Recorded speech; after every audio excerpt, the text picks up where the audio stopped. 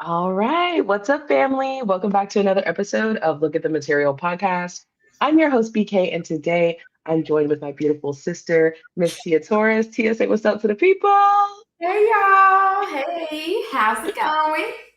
Yep. And today we're going to do one of our first live Mm-hmm. chats on Love is Blind. We're going to be recapping episodes 1 through 10, all the way up to really the first half of the first wedding. And so, of course, we're going to start as usual, going through the Love is Blind Instagram, giving our thoughts on the contestants. And then we'll go through all the love triangles that we saw in the beginning. And then we'll go into our final couples. Sound good? Let's get into Let's look it. at the material. Okay, so first, we've got Miss Tyler. What were some of your first thoughts of Tyler? First off, I'm happy that they had more black people this season. I was Yep. really happy about that, and they actually got camera time. So Mm-hmm. that was my first thought. And then second thought, Tyler, I like her. I don't have an issue with her. I think she's a cute girl. She has shit going for herself. But sometimes, okay, like we get what you're trying to say, but sometimes it just comes off wrong. Like her delivery on things. She came a little too strong, just a Yeah. little bit. Like, I know, girl, you're 33. You want to find your husband. You want a man. You want the family. You want all that, which is understandable. Yeah. Sometimes you just have to let the man kind of lead and guide the direction and guide the path a little bit. And I just feel like she was just coming off a little too strong. Mm. I But felt what like, she was saying was valid. It was just yeah, the delivery I felt like was a little like, okay, calm down. yeah. I feel like she came into this experience looking to like close a deal. And Mm, that's just probably because I see here sales leader, but then also she mentioned that she's like the youngest in her position, like under 30, like she got to her position before 30. And so maybe just that ambition and that type of like competitive spirit, like was coming through. But I also thought I was like, when she kept saying like, I love my career and I love what I built for myself, but I'll drop all that and like move to wherever for my husband. It's like I get that to an extent, but it's like I don't know, she it wants a man really bad. Really, really bad, and and almost to the point of like, okay, Kevin is not even fully my. I'm not fully bought and sold in on him specifically, but I want to leave this experience winning. I want to win. I want to close the deal. Because even the way I knew she was kind of jinxing her experience when she was coming back to the girls' lounge and was like, "Oh, like we're getting engaged." Like, "Oh, that's it." I'm like, "Girl, you never know how this experience is going to, and then how other girls are going to feel in the lobby hearing you kind of talk about all that." So mm-hmm. I don't That's know. what I'm came a little too. yeah. Girl, like, calm down. I fuck with her though. Like, Yeah, cool, cool. cool bitch, but yeah, girl, like, just yeah. Because Yeah, a little bit what too. I've learned too, not every man that you meet, not every man that you date, that you have sex with, that you talk to, is going to be your husband. Yeah, In life, we experience different things with different people, but that right. doesn't make that person it. You know, that's just Yeah. life. Like, not everybody, not every man that you meet is gonna be your husband. Also, I feel like I don't think it's great advice. I don't know that she was giving advice, right? Like this was just on national TV, but Hmm. I'm wary of endorsing the idea of like fuck your career, drop everything, move for your husband, because you just don't know how that's gonna turn out, and you don't want to resent your partner for like leaving all your shit just to kind of follow behind them. Yeah. Especially in a situation like this was like you just met them like a month ago. I don't know. That definitely like she said that a couple times, and I was like, I okay, don't think I don't think any woman should do that. I just don't. I wouldn't advise. I wouldn't advise that. No. Okay, we didn't see Parker. Yeah. Oh, Amber. Amber. I really like Amber. Like, No, I like her. I think she's cool. Like, um, yeah, she's a mom. She gonna put Miss Emma first, honey. I love that. She yes, definitely is a girl's girl. Like I really like the way she carries herself, the way she moves. Yeah, Nothing bad to say about her at all. I really enjoyed watching her and like her me little too. sayings and yeah, I like her. And I love girl, Yeah. I love the big voluminous hair she Hair. Yeah, I love it too. I live for it, You baby. know, I will say I love that like she has not given up on love, but she's still very much like fuck men, and you're not about to play Yeah. with me or my daughter's heart or my heart. Like, Right. please, I like, mean, how much longer are women going to be dodos and clucks and birds? She's 34 years old with a whole child. Yeah, she ain't gonna fuck around and play games. period. Just like Jess, she was a mom too. She was like, "Bye, Jimmy Boo, bye Boo." Like, I And don't she's have like, time. she's not only thinking about herself, she's thinking about her kid. So Oh it's like, yeah. yeah, no, she rightfully fucking so, girl. Don't play with these Oh things. yeah. And I also love that like she just has such a low tolerance for any of the other boys fuckery. Like she was like, oh hell no. Like Yeah. that situation with going down with Chris and all that and being like, oh hell no. This is like no, Mhm. like ladies, you do Right. not have to you do not have to put up with this just because you want to leave this experience with a man. Right. Please, Right. please. Mhm. No, No, yeah. I love I her. like And her. then it was interesting to hear that like she has so many insecurities like about her voice, about her appearance, and how she was like Mhm. bullied growing up, and like was this kind of awkward kind of, And Yeah. she told that story about them like asking her out as a prank, like in front of the whole school, and it's Yeah. just interesting to like hear stories about little Amber and see how kind of protective she still is, but like still put herself out there. I love For it, sure. Yeah, I like her a lot. Mr. Vic. Yeah, I like him a lot. I love his soft nature. I love his calm voice. Um, yeah, I just get a good vibe from like I genuinely get a good vibe even through the TV screen. I feel like Mm, it's genuine. I love, well, I guess we can get into, yeah. his match, but um first impression, yeah, I loved him from the jump. I will say, and I don't know if this is a hot take or whatever, but I'm very 50-50 on Mr. Victor. And maybe not 50-50, maybe it's a little bit more than that. But only because I love that the gentle nature we are talking about. I love like that, but it felt like everything was almost too smooth or like Okay. I almost wanted to know off camera, like what are some of the flaws? Also, like she would say something like, and this could just be totally a coincidence, but she would be like, I got in trouble as a kid, and he'd be like, me too. And then she'd be like, and my favorite color is this, and he'd be like, me too. And so I don't know, I'm always just like wary of like, he definitely gives perfect Prince Charming, which could be just exactly who he is. But Yeah. then part of me is like, okay, this is like, I wonder, is this an act? Like Is you're a this little too perfect. Like just a little bit? what's your real, what's the real? Because Like we never saw any conflict. And I'm not saying that we have to see that, but yeah. like everything was just, oh, I love you, baby. Everything's good. I have no Or concerns. even You're my just like a, wife. you bring up a point, or even just like a goofy side or a fun side or something else other than like that philosophical, very melodic. Yeah. Yeah, but I love it. Like I love it. And I No, hope yeah. that we don't see any breakdowns or hear any crazy shit online or whatever. I feel like that would have been came out. But Right. he might just be kind of like a nerdy ass professor from Oh, Brooklyn. he's That could be the case too. for sure. It Yes. definitely is. Um, Yeah. but it's not a bad thing. Like I said, I like him. I like him. Mhm. Um, Yep. we'll see. We'll see. And corny never kill nobody. So period. Right. And he's incredibly handsome. I mean, he just gives man down. That is a man. Priyanka. Seems like a nice girl, but again, we didn't see pretty much nothing. We didn't see nothing really at all. Actually, No. and she was there for a good little minute, and Yeah. we didn't see. We I think we only saw like when she was talking to Tyler Mhm. about Kevin and That was like we would it. we would literally see her in the lobby, that's it. We did Right. not see her date at all. And then we saw her at The whatever like joint group function, yeah. but that Mhm. was about it. That She was seems it. cool.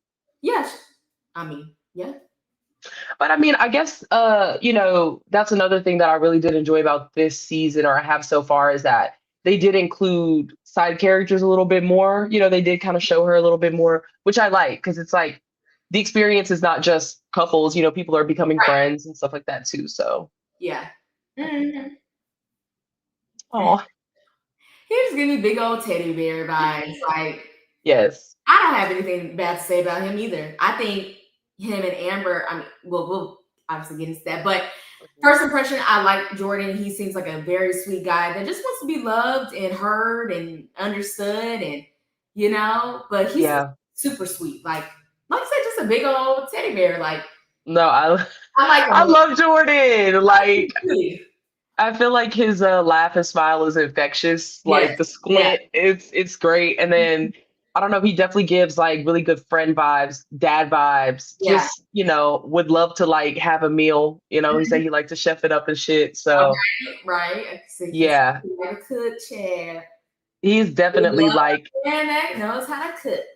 and then he was saying how like you know, he has kind of this insecurity about just being seen as this like dumb big man. And that there's more depth to him, and I think that he was able to explore that a lot with Amber. So I love that. Mhm. But he was one of the guys that like didn't really show me any red flags or yellow No, flags for real, for no, uh-uh. Mm-mm. No. real. Alex. We are just giving first impression, not Okay. Well, to me, Alex for first impression wise gave me bullshitter, like off the rip. He gave me just somebody who has game and uses it and like is a hoe or previously was a hoe or whatever because a definitely lot gave of the used to be a hoe, still a hoe. yeah, because I mean even him being like I can't lie, you know, I did used to go for physical attraction and you know and obviously that we know that that's like a true thing that you do in dating, but him emphasizing it and being like yeah, like there's probably a bunch of women like I would never even talk to because like aesthetically like they're just not pleasing to me. And you know, I'm an athlete and like, you know, I love, you know, like just off rip. It was just fast talking, smooth talking, It was very like I was like, you just give hoe. it was the fucking athlete shit for me. Like, let it go. Let it Like, go. but just by experiencing athletes on a high school, collegiate, and professional level, that's their whole identity. Nine Yeah. times out of ten, like they'll never let that shit go. They played for the NFL in training camp for 1 week and got cut. They Would still, never let it go. baby, they not gonna let it go, baby. And Yeah, and I metaphors and talking about, well, I have a lot of athlete friends and I know how it is, and with their, dating lives and all. It's like, dude, like, shut the fuck no one up. cares. And like What are you doing now? right Like, damn, like if a nigga is like, well, I was a pro athlete or whatever. It's like, okay, you were a pro athlete in 1980. What are you doing currently? Don't apparently tell me what has been. Tell me what's now. now. But also too, I had a little bit of hope because he was like, you know, telling that backstory and then was like, you know, I had to figure out a personality out of soccer and now I coach and I get a lot of fulfillment for that. So I was like, okay, good. But you're still like But using sure. like athletic metaphors and all this shit, and it to me it just always reverts back to him being Yep. athlete, nomad, job jumper, job hopper, job, like, you know what I'm saying? Yep. Like, Yep. yeah, but we gonna get more on your ass, Alex, in just a second. Oh, he's horrible. And I also like I will say there And were he's some angles.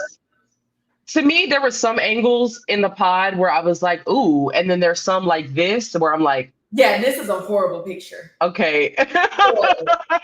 Like, he looks like a dweeb right there. Yeah. Oh God. It is not the Keebler elf himself. Elf on a shelf.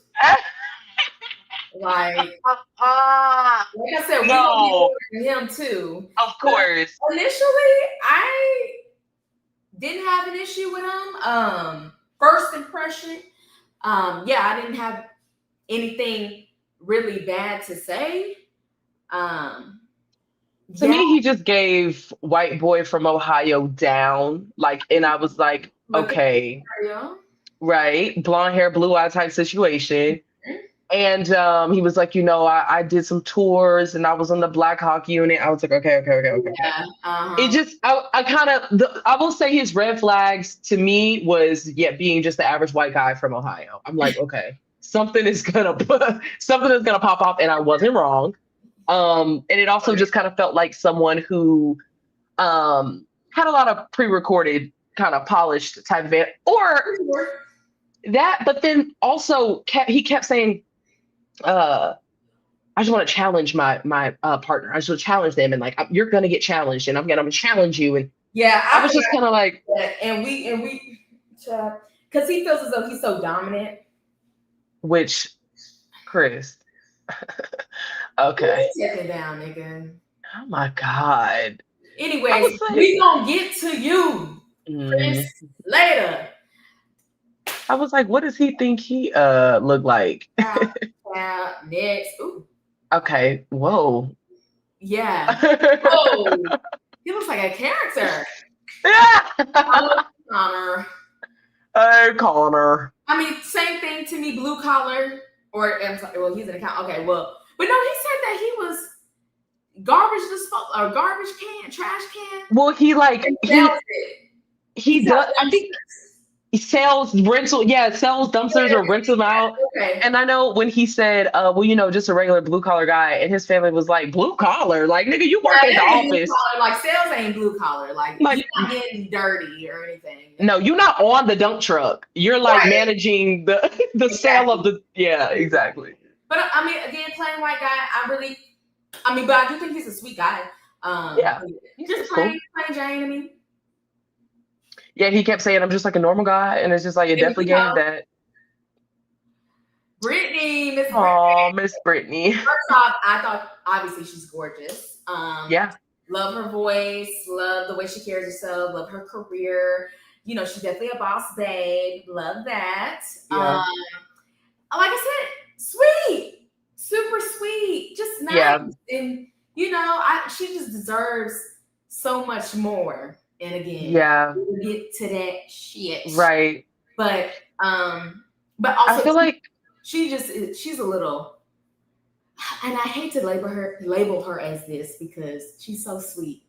Yeah. But it just gives pick me, just like Tyler on the low. Like, it just get, and I don't want to label them as that, but no. The pure definition of pick me is, but yeah, we'll get into that. But I think yes, that would be my initial kind of red flags about her was like, damn, like, please just, I know you want to be married so bad, but like, and you want to be married so bad to the point where you would sacrifice your actual wants and needs and desires. And that's always just a red flag to me. I'm like, damn, girl, like, love yourself a little bit more. Just settle just so that she could be married. And I hate that. When you think about that shit, there's millions of women that are around her age doing the same thing, and they end up settling and they're miserable throughout the whole relationship, whole marriage. Then on top of it, they're like, damn, I really had like 2, 3, 4, 5 kids by this man too. Like, I just don't want her to get trapped because, like, I mean, I don't want her to get trapped either. But sticking to just just faith, family, football, whatever. It's just kind of like, okay, you gotta go deeper than what like society has kind of molded you to go into. Right. And like I said, a lot of women, her age or close to it or older, they're literally just like that, Yep. They sure are. Oh, Ashley. Kind of same. Like, Ashley, cool girl or whatever, but it's like, damn, I want her to love herself. And a bit more. Like, just a taint. I also felt like, all we got from their conversations was like phone sex, basically. I mean, between her and Alex. Well, I know she's definitely a super sexual person, which is cool, but the whole point of this show is not trying to find someone to have sex with or have sexual chemistry with. We're trying to find someone for you guys that's compatible with you. Compatibility goes way further and it's just more long lasting than sexual chemistry or just chemistry. You got Right. somebody that you're compatible with, someone that you actually like. Right. And And like because Ashley super cute but very very surface. cute, very cute, yeah. And then Very I was surface. was it her that said it?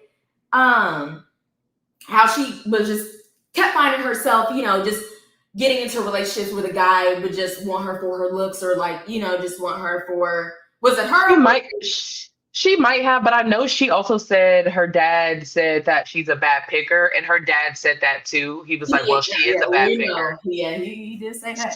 So, I mean, I think she still has some hurt from that He past is relationship. the white boy prototype. Blonde hair, blue eyes, Yeah. skinny. Like I know, and with the filler, like I know the white man be wanting to, Which is probably why she's so miserable. Cause like those are the worst type of guys. Like if you really want something deep, you don't want these like Ohio niggas that just want you for the want, aesthetics. So yeah, yeah. hi Ashley. Um Mama's boy. Mike. You feel like Mike is a mama's boy? Mm. And what is he? Italian? Is he Greek and He's Italian? Italian. Or Italian? Yeah, baby. I just felt like Also, Mike low too, key. I think he's kind of, low key, kind of settling too with I old girl. was literally going to say he just want to be chose too. You know, Like you don't want no woman who don't want no fucking kids. that's it. That's his only fucking thing. Like, do you want to have babies? Okay, cool. Yeah, especially But with then that you traditional background, that Catholic background that he came right. from. They But want the woman to be pregnant. well, yeah, and then I think to your point, he is settling because it's like Emma Yeah, very much is on the fence. Like she's not settling is 100% both down for that. ways. It's not just on a woman. It's both Yeah. parties involved. One or the other can literally settle. He knows he wants a family, and that rightfully so. He has that choice, but you have to Yeah. find one that wants the same thing. And maybe he feels that way too. Like I'm 30, I want to have I envision myself having a Yeah, family by now. My mhm, friends have families by now. for But it's just sure. kind of like, okay, again, you can't just settle for the first thing walking. That says she might want to have your kids. She Like, said she guy, might, and then she said if she does want to have kids, she said it's gonna be like 2-3 years down the line. Baby, hang it n- up. But no. And I think she doesn't. Yeah, we'll get to that, but I don't think she but wants to. I love his eyebrows, by the way. Yeah, he has a lot of like thick hair. Weird thick. Oh, Jessica. Such a cutie patootie. She's so cute. Now, well, What? girl, Jessica, I love you down real bad. Real bad. Real bad. You're so cute, but I did not fuck with I know this is about to sound so crazy, but I did not fuck with any of her outfits on vacation. I wanted her to dress more like a fucking bad bitch. She was giving grandma girl. And you got a shape, girl. You got body. Like, show it off, girl. Y'all in Cancun is sexy. And you in this bomb, gorgeous ass resort. Mm. Like, girl, I wanted her to show a little satin. Like, just like Brittany in that orange, That was cute. orange one piece That was tea. body, honey, and that. But you know, but that's her style, very reserved. yeah. Whatever. But that was the only thing I was like, girl, I want to see this style was so bad. But other than that, I love you, Jessica. You're so sweet. You're so caring. Clearly, you're a doctor, so you care about people. Right. You're empathetic. You're compassionate. I have nothing bad to say about her. Yeah, she was great. I thought, she might still have had a little remnant of, whatever her past marriage was about. Mhm. Yeah. Yeah. And like just the insecurity about like being like, she's not an older woman technically, but like an older woman that is in a room with people who are like, 5, 6 years younger than her, or whatever the case may be. But I think she held her own and I think she stuck to like herself and she was who Absolutely. she was. She was great. She was great. I Like, mean, yeah, at that age, I would hope you know who you are. period. You would hope. We got Miss I don't even Breezy. want to call the bitch Breezy because that shit to me is a little. Why are you named It's Breezy? like, girl, they definitely gave you that. That shit. But I also kind of felt like they definitely gave you that shit in like middle school on your softball team. Like, girl, You're Bree or Brianna. you're Brianna. You're a grown ass woman. Brianna. Since you from child. Anyways,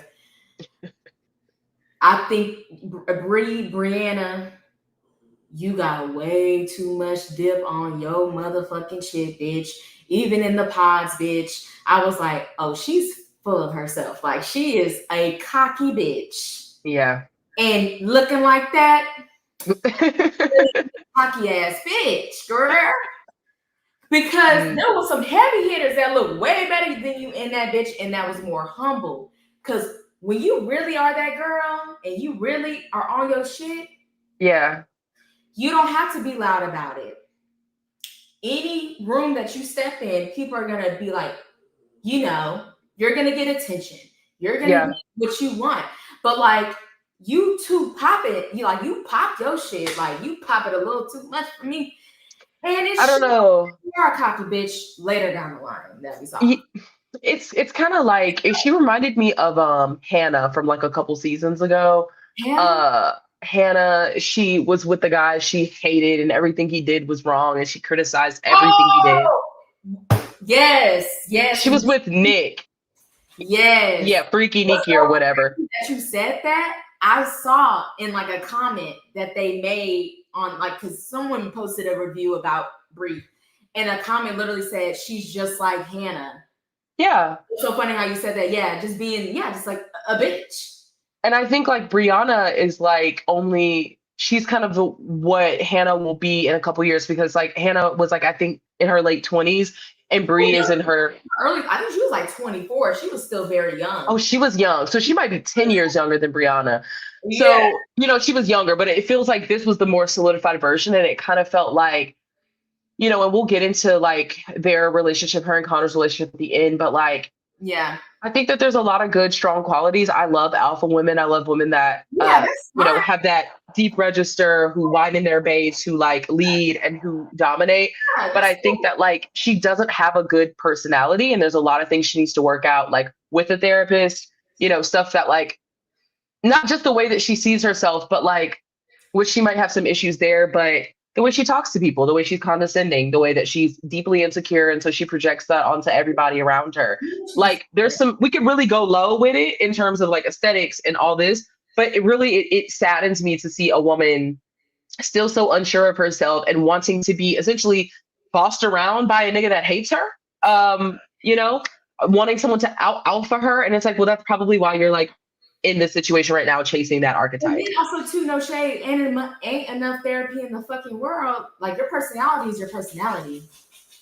Well, and I think some of this stuff is as a result of some of her unworked out shit, is all I'm saying. I think on how you treat people, but and she's super I think she's super insecure even. Like, when we'll get into it a little bit more, but I'm just like, okay, girl, you're definitely projecting a lot onto the world and like overcompensating for some like hurt or some shit deep down inside of you. Like, right.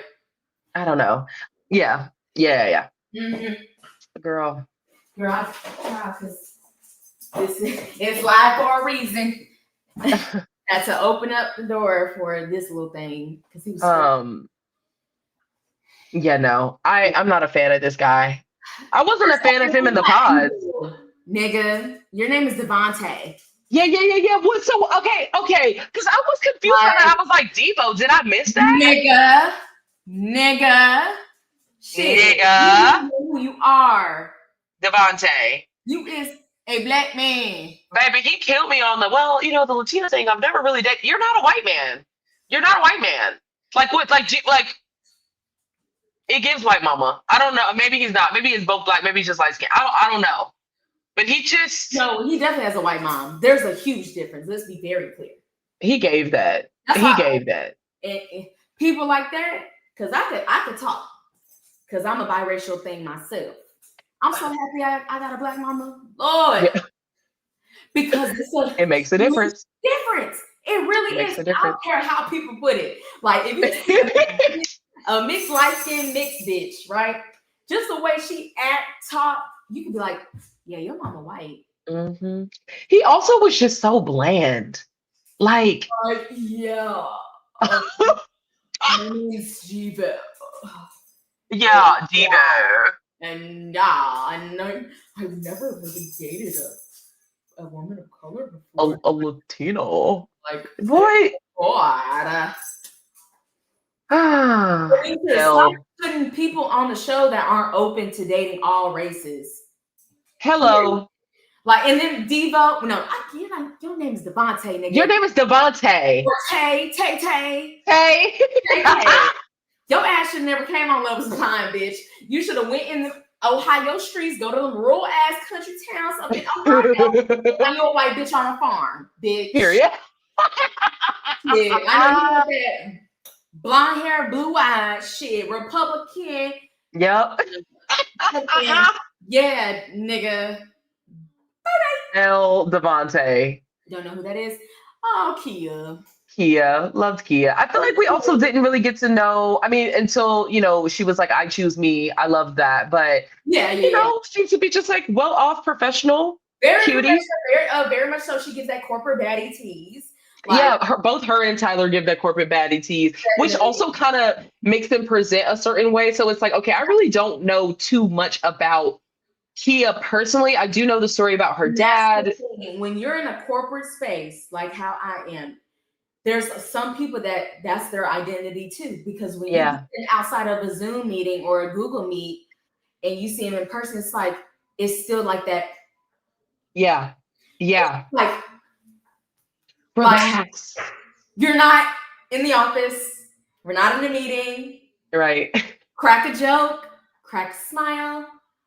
Like everything is so presented and like I just know my worth and I just know and like it's because if I didn't tell people don't automatically think that I'm in a corporate space. Right. Thank God you still have your soul. I'm just like, I have to have a fucking personality. But yeah, she definitely, and then also too, you are on TV. I know you want to present yourself a certain way on TV. You don't want to get read for filth on the internet. Of course. Potentially, lose your job over something that, you do or say. I get it. True.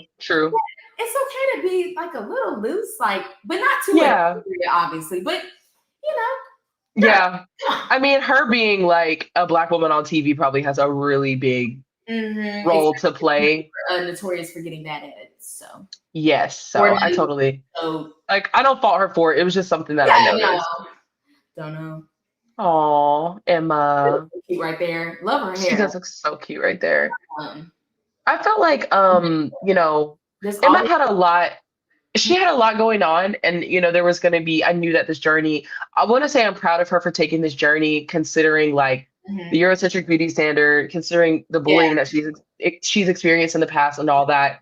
I will say too, though, that like you can see that she's still kind of shy and avoidant when it comes to like confrontation, where she'll just kind of start giggling. That shit pisses me off. Or which like I get, it's like a nervous laugh. I get like I'm not. I just me personally, I just be like, okay, just stand on your shit. Like just say what you're saying.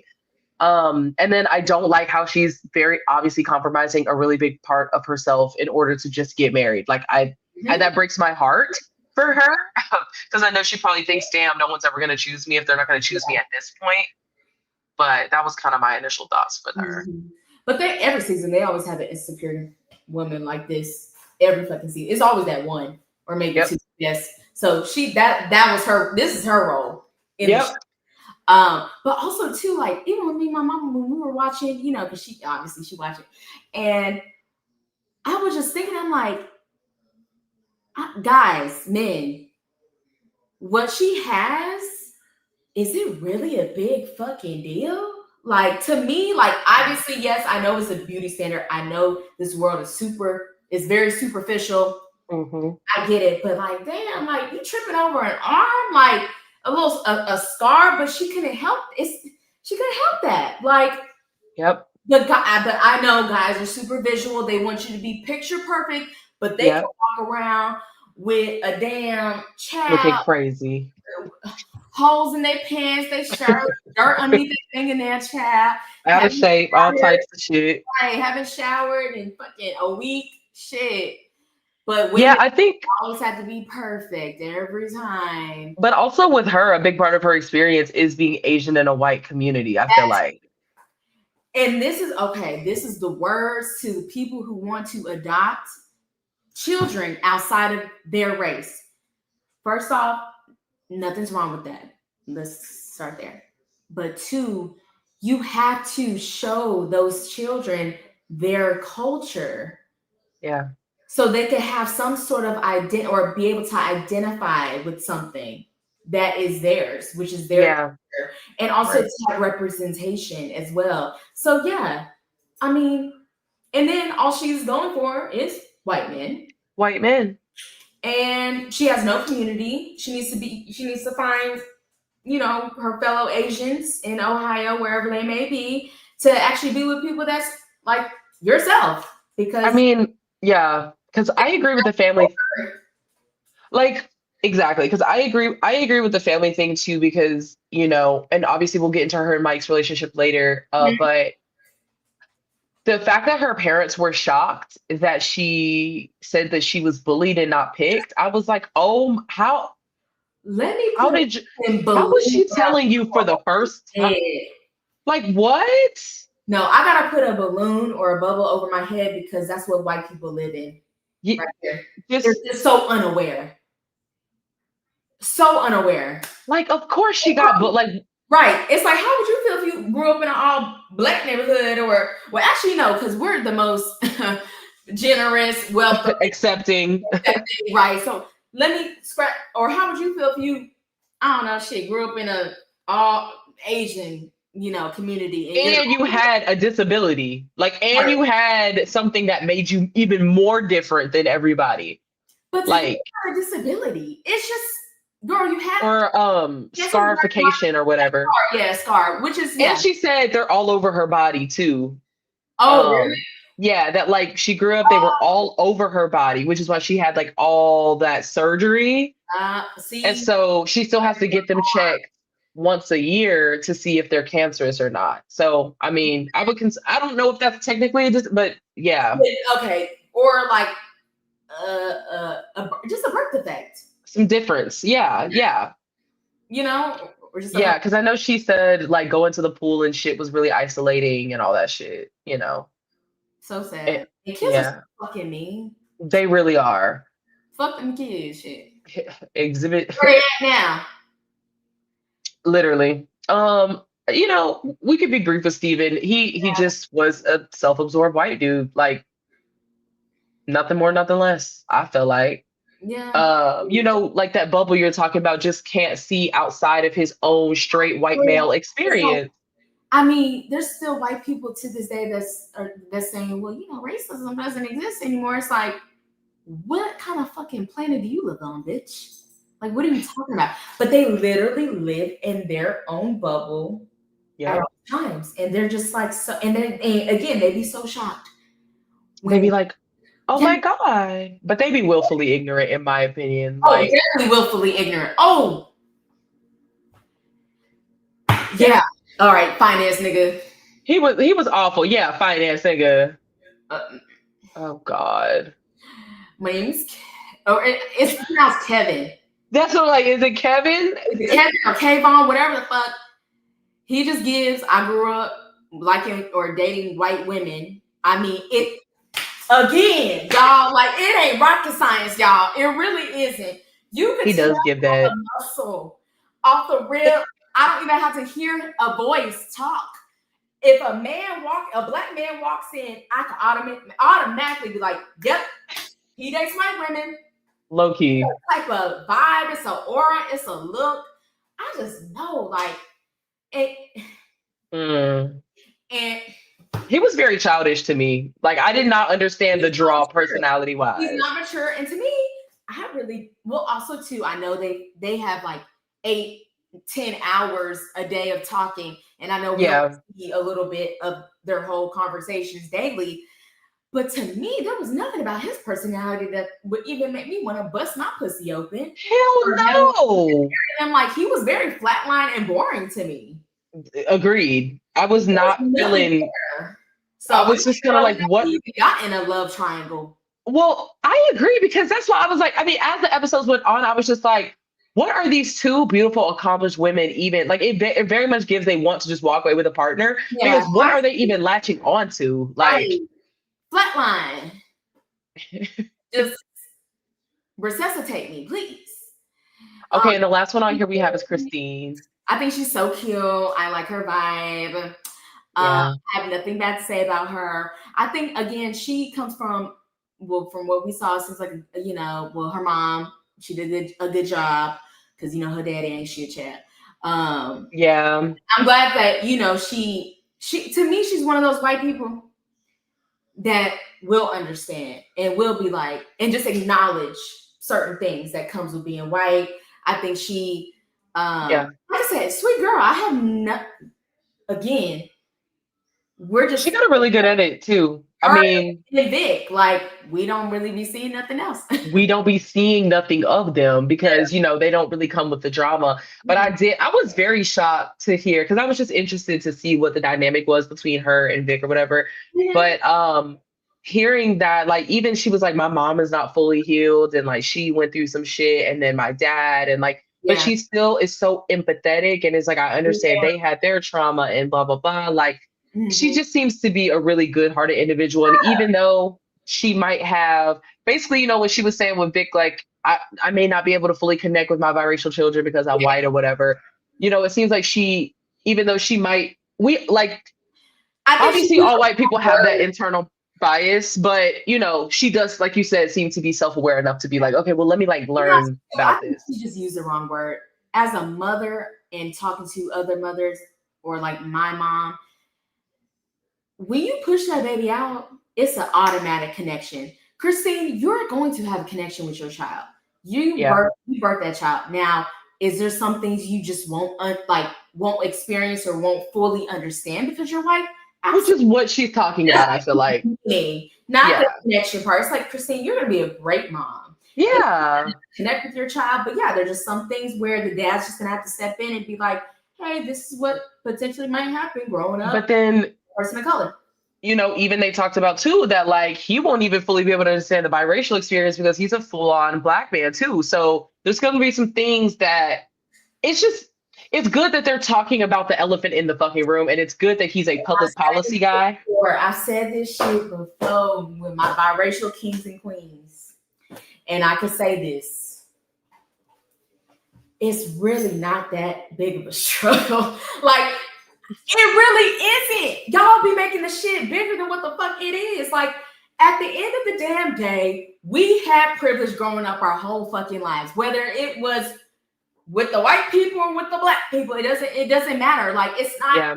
they be acting like it's such a struggle growing up being biracial. I'm like, y'all, no, it's not. To be honest, I feel like their kids' biggest struggle will be growing up in fucking Ohio. They might want to get up out of there, but Yeah, like, but like it's just like y'all, like it really isn't that big of a deal. Shit. mm. Like they be mixed kids kill me with that shit. They kill me. You are funny. Kill me because from my experience, I didn't shit. I got special treatment in like ways.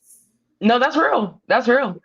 All right. Well, now that we have gone through the cast as we know it, we're gonna go through the love triangles and then the final couples.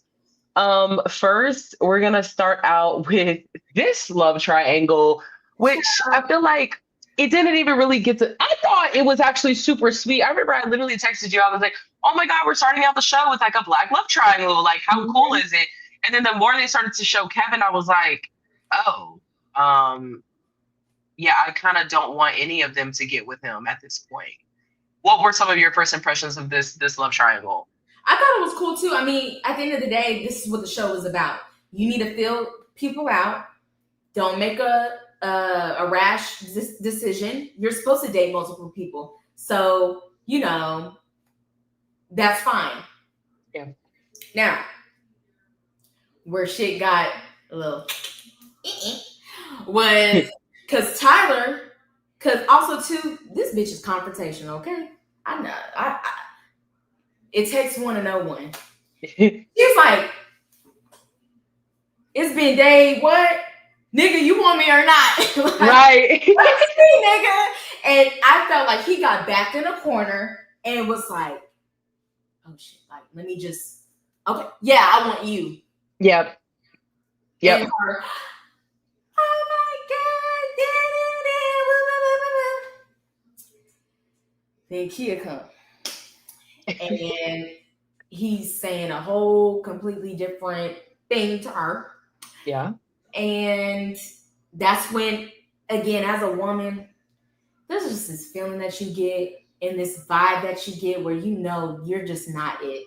Like you're not gonna get chosen. No. It's just not. It's an energy. It's a feeling that when you're dating a guy and you get that inkling and you're like, oh yeah, nah, like he's fucking with somebody else. Yeah. It's gonna be me. We saw that Kia saw that because, you know, she was kind of asking leading questions like, well, it sounds like you might be talking to someone else. Or, you know, when he had concerns about that, and she was like, well, that's the whole point of the show. Like, okay, you're supposed to be dating multiple people. So why do you feel like shit? And it's because he wasn't being fully honest. He literally told Tyler, it's just you, and then went to the date and was like, you had Tyler go back to the women's quarters fully gushing, thinking she was the only one you were talking to. That was a lie. Because even if you didn't fully choose Tyler, you should have told her, hey, I do have another connection. She's not number one, but I do. And it just felt like really immature the way he was pussyfooting around that shit. Yeah, he not no real nigga. Like he wasn't being real. Period. And ended up blowing in his fucking face, and you lost on both of them. Shit. Tyler didn't even show up. She was like, "Oh no, baby, you're not finna." Yeah, she got that motherfucking feeling that some fishy was going on. Like this nigga wasn't being fully transparent. No, and then oh my god, he kept being like, "Oh, this is just oh my god." No, it was the dramatics every single time he would walk back to the men's quarters. Oh my god, y'all! Oh, and everybody's like, "What, man? What's up, bro? Dog, it's okay. You're gonna figure it out." No, y'all don't. What y'all don't know is he going in them pods and he playing around. He eating that fucking food and he's playing around. That's all he's doing in there. All them lies, baby. That shit eating his ass up, and that's why he was so distraught and in distress. Yes, and shit like that. Like he was like he was not being truthful. And I will say, I'm not just gonna say that, especially compared to some of the other guys, that he's just this like malicious guy. But it just goes to show when you're not honest with yourself, you're going to end up being manipulative and you're going to end up lying. Like when you're too afraid to like confront something face on, even if you're not doing it maliciously, you're going to end up in that position. That's why I don't fuck with people pleasers. You can't. It's so annoying. Because they don't want conflict and they don't want to, you know, stand up and stand on business because they still want to keep the peace and be cool with everybody. Nah, no, because that's when you'll lie and you'll tolerate certain things. And so Tyler said, bye, I'm tired of not being chosen. Fuck this shit. I'm tired. Then Kia said, you're not ready. I loved that speech she gave him. And I was thinking, oh my God, I really hope that shit to heart for real. Girl, because I was really thinking, I was like, I hope she does not just go for him. And like, you know, we have to see them in fucking Cancun, even though that would have been really like entertaining. But I love that she was like, it wasn't even just like, you're not the one for me. She was like, you are not ready to be married. You're not ready to be someone's husband. And more men need to be told that instead of just, you know, women settling with them, especially because like, I thought it was kind of a red flag. Okay, not a red flag, but maybe a yellow flag when he was like, you know, my ex taught me a lot about saying how I feel or some shit like that. Like, to me, it gave your ex was a lesson. And then now, you know, and then the kid was like, shout out to your ex. And I was like, okay, I don't really like that because it's just like you as your own. How old is he? 32 years old. Like he said he was single for about 2.5 years. So at 30, you were taught how to, I mean, maybe, But just, I mean, I feel like every relationship that ends or is still ongoing, you do learn from them. of course, but I think like when a man says, "My ex taught me how to communicate," or "My ex taught me how to like express my feelings," like you just know he put that woman through hell. Like he was basically saying he kept all this shit inside with her, and that it ended, and then she ended up telling. And then it's so crazy to see it end with Kia and her having to kind of teach him a lesson, like you're not ready. You're playing in people's faces, and if I didn't cut it off, you would have played in one of our faces. Oh yeah, for sure. Jesus. You know what? That's a good point. Like, yeah, Kia was his lesson too, Chad. because all these women can't just be lesson planning. When can you go and do your own fucking personal development and come out? You know, you was not ready to get no damn married. No. Kevin. Yeah, these niggas are on these fucking shows. Shit. True. They putting up a good ass front, Chad. That is true. I put this one here just because I thought it was significant to talk about that very awkward session where she's talking about. First off, that was her first choice, baby. But anyways, this was her first choice. That was her first choice. That was the nigga she wanted to be with, Chad. Especially because it's like, you know, we get so swept up in the whole Emma Mike thing later that it's like, hold on, that was your third choice. Like Steven was your number one. And I think she really wanted this, you know. She wanted that nigga. She wanted this white man. And the fact that he was so, like, he joked too much. He didn't go deep. The fact that he couldn't pick up on her vibe when she was like, yeah, I was basically bullied and not sought after. And so my first kiss and even my first time was with guys who only wanted my body. And I felt like the first person to show me that, you know, she was a late bloomer in that department too. He made that shit a big deal too. Yes, because he was like, oh, I thought I was a late way though. Like it was weird. These people on these shows and in real life just be so fucking freaked out. Like, I mean, okay, it's the way she's literally expressing, maybe even coercion. Like she might be even expressing some like low-key traumatic experiences because she was like, I basically latched on to the first person that like looked twice at me because I was so used to being rejected. And I think that story is something that like women, even maybe women that don't fit like the traditional beauty standard, may relate to, of just picking the first person to like breathe at you. But then it's like, yeah, how old were you? Like 19, 20? Like, were you a virgin? Were you a freshman? Like, why are you asking all that? And then he goes and says, well, mine was perfect. It was like The Notebook. I know. Bye, Steven. Go ahead and snort that coke. Because I'm you in finance, child. That's all y'all need. Even her being like, no, I've never seen The Notebook. Wait, you've never seen that scene where she's like, I've never seen The Notebook. And he's like, wait, for real? But like, I think I've watched The Notebook with all of my girlfriends ever. You're talking about high school and college? Why do you bring that shit up? Is that fucking relevant here? Like, what? Then he goes, I just feel like you're rejecting. Like I opened up to you and I got deep. You talked about your first kiss and the first time you had sex in high school. That's not like a deep, like, but that just goes to show how he's been moving in these streets and in these relationships. So that's all you got to talk about is the notebook and your penis to be in a relationship. But you see the bitches are with him. So you see, and that's the thing too. Like these niggas, the reason why they act the way they do is because it works. Yep. I mean, that definitely worked. But then also too, I can't wait, and I really hope they show this part of this scene at the reunion where he's literally doing this to her. Like, come on. And he's like putting his shoes on, is like, what? Like, what the fuck? Like the way he's being so antagonistic to her and not in tune with like, and how, because he doesn't give a fuck. When people act like this and are not ready to pack it up and fucking get away from you, they don't care. He just wanted to be on the show, I feel like. Probably that too. And again, y'all still got to keep y'all 9 to 5s. Y'all can't quit. You can't quit. Please don't quit. Be an influencer, bitch, and move to LA. It ain't no. So I guess next we have this, and I don't even really fully want to call it a love triangle because it was like she went for Steven, that shit didn't work, and then she was like seeing Connor and Mike. I mean, basically. She really again, she really like Connor too.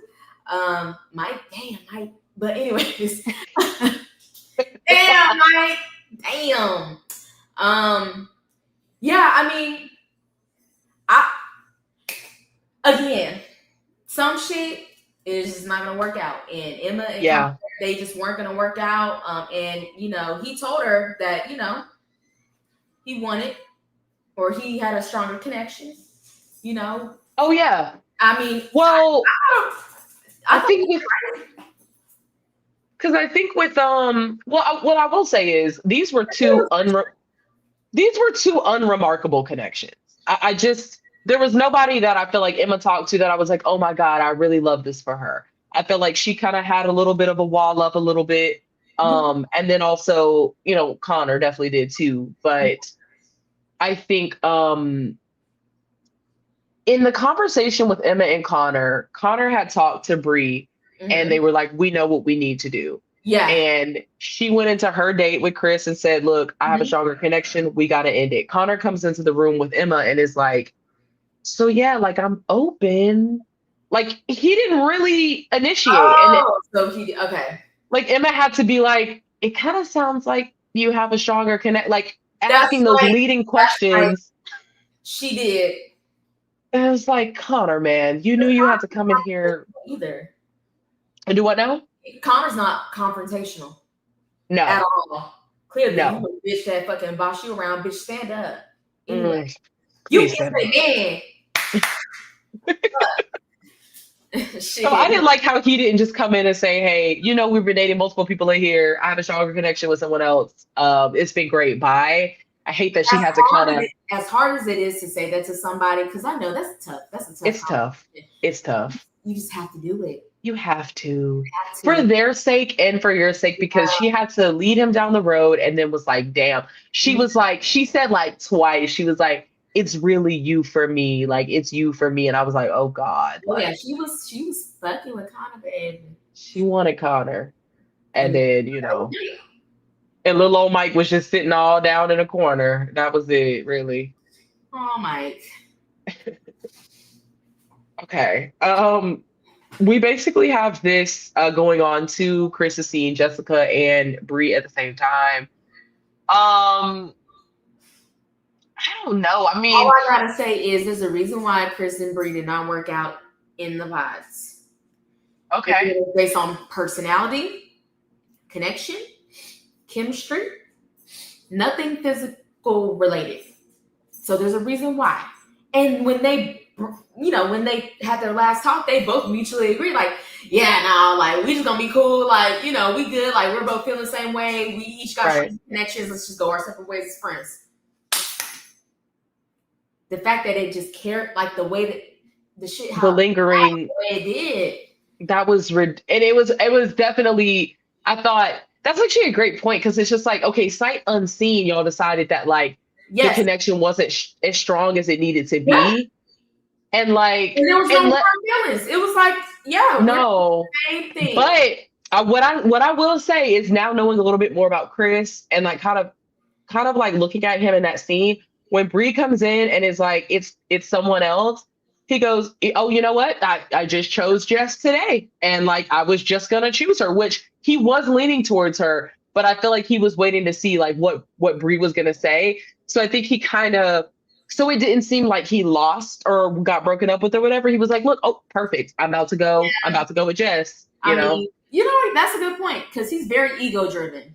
Oh, yeah. So, yeah, he didn't want to seem like he got broken up with. Yeah. No, you could tell because I know he was leaning towards Jess or whatever. But like he still very much had them both, Mm-hmm. And I think, I don't know. I think I just think the way that Chris dates is so superficial. There's not much I can really gather from these clearly. And always wanting and talking about his fucking cold plunge and like talking about it's like you are not as interesting as you think you are. Oh my God, white men think the world revolves around them. Pretty sure your sex is trash. You look like your dick is just like horrible. Like and shrimpy. He also doesn't seem like a generous lover either. He just No, like wham bam, thank you, ma'am. yeah, Like that's what it gives. I'm gonna nut in 2 seconds, and then that's that. And then that's that. And then like I'm gonna fall asleep sweaty. So yeah, I mean, obviously these two didn't work out, but then we kind of get into some more stuff with them. Okay, so we're into the final couples mode. I personally thought in the pods and kind of leading into the honeymoon and shit that they were a great match. I feel like they were just a straight up Ohio match. They Mhm. love faith, they love family, they love football, they love sports, they want the Yeah. minivan, they want to coach their kids. I Mhm. thought this is an Ohio match made in heaven. So I was really confused when shit kind of got, Right. down the road, but I was fucking with them as a couple in the pods, yeah. me too. So I really don't have anything bad to say, like in the pod part. Yeah. Yeah, no. But I guess we can kind of like go into their storyline a bit because really the next slides we just have the final couples. So, we can kind of go into some things that you observed about their connection Outside in of the the outside of the pods. Yeah, Okay. like Okay. And we're starting with them? mhm. Okay. You know, I think Bree's hang up with Chris was more about what if than it was about Chris. And I will say, although I feel like she kept drilling that shit in about like, oh my God, I can't believe people aren't talking and blah, blah, blah. Like that was a little annoying, but I kind of do get what she was saying. Meaning like I share things with these people that I've never shared with people that I've known for the rest of my life. And then we come to the function and it's very much, hi, hello, what's up, gorgeous? Love you, blah, blah, blah. Like very superficial. And people didn't pull people to the side. And like, I get she kind of wanted a little bit more, just a little bit more there. And it was kind of strange that people kind of acted like, nothing really happened. But then at the same time, Bree, people chose their couple, they're in Cancun, they're drinking, they're having a good time. Do you want people to have a sit down in front of everybody, in front of their shots? Like, what was your take on like her reaction to like I didn't agree with what she said at all. I thought she was just being a pick me and she just wanted all the attention. She wanted folks to run up to her ass and be like, Breezy. That's how I took it. And I also took it as she didn't give a fuck about none of them bitches or none of them other niggas. She wanted Chris to come up to her. Okay, I can see that. She didn't get the spotlight and the attention that she thinks she just gets all the time. She was mad. She was salty. She was real salty. And then my thing is too, it's like, why don't you be like, hey guys, this is Bree. I'm Bree. Like just say like, hey, I'm Bree. Sometimes them folks, or just by just hearing a voice, obviously them other people besides Connor and the girls, they don't know what you look like, boo. That's true. I had to reintroduce yourself, and it's such a emotionally and mentally draining process too in the pods because you're just talking all damn day. Sometimes you just have to give that little extra, like, hey, this is me. True. And that's okay. And then people will probably be like, oh, hey, like, oh my God, like, this is you in the flesh, like, or something, like, she wanted people to run up to her ass. That's what I'm talking about, that cocky shit that I don't fuck with, like, at all. And if she wanted deep conversations, she could have pulled Chris to the side and said, hey, can we chat? But no, like, because listen, I know how cocky bitches are. You want people to come up to you. You're not going to go up to whoever, That's true. Like, no, she wanted people to literally come up to her, welcome her with big old hugs and fucking cocktails and shit and shots. I mean, she kept drilling down on that shit of like, I just feel like everybody kept it so superficial. Like, it's an ego thing with her. Like, that's how I feel about it. Like, and even Connor was like, okay, well, what are you like that much though? Yeah, like, it's really not that big of a deal, for real. And it's like, damn, bitch, it's the first night. Like, let people warm up a little bit. Shit. Let people warm up. I was almost like, okay, you have to understand, and this is like because I'm dominant too, so I get like where she's dominant. But sometimes you just gotta let people go at their own pace. Just Yeah. you will be like, on like the first like link up doesn't mean everybody else is.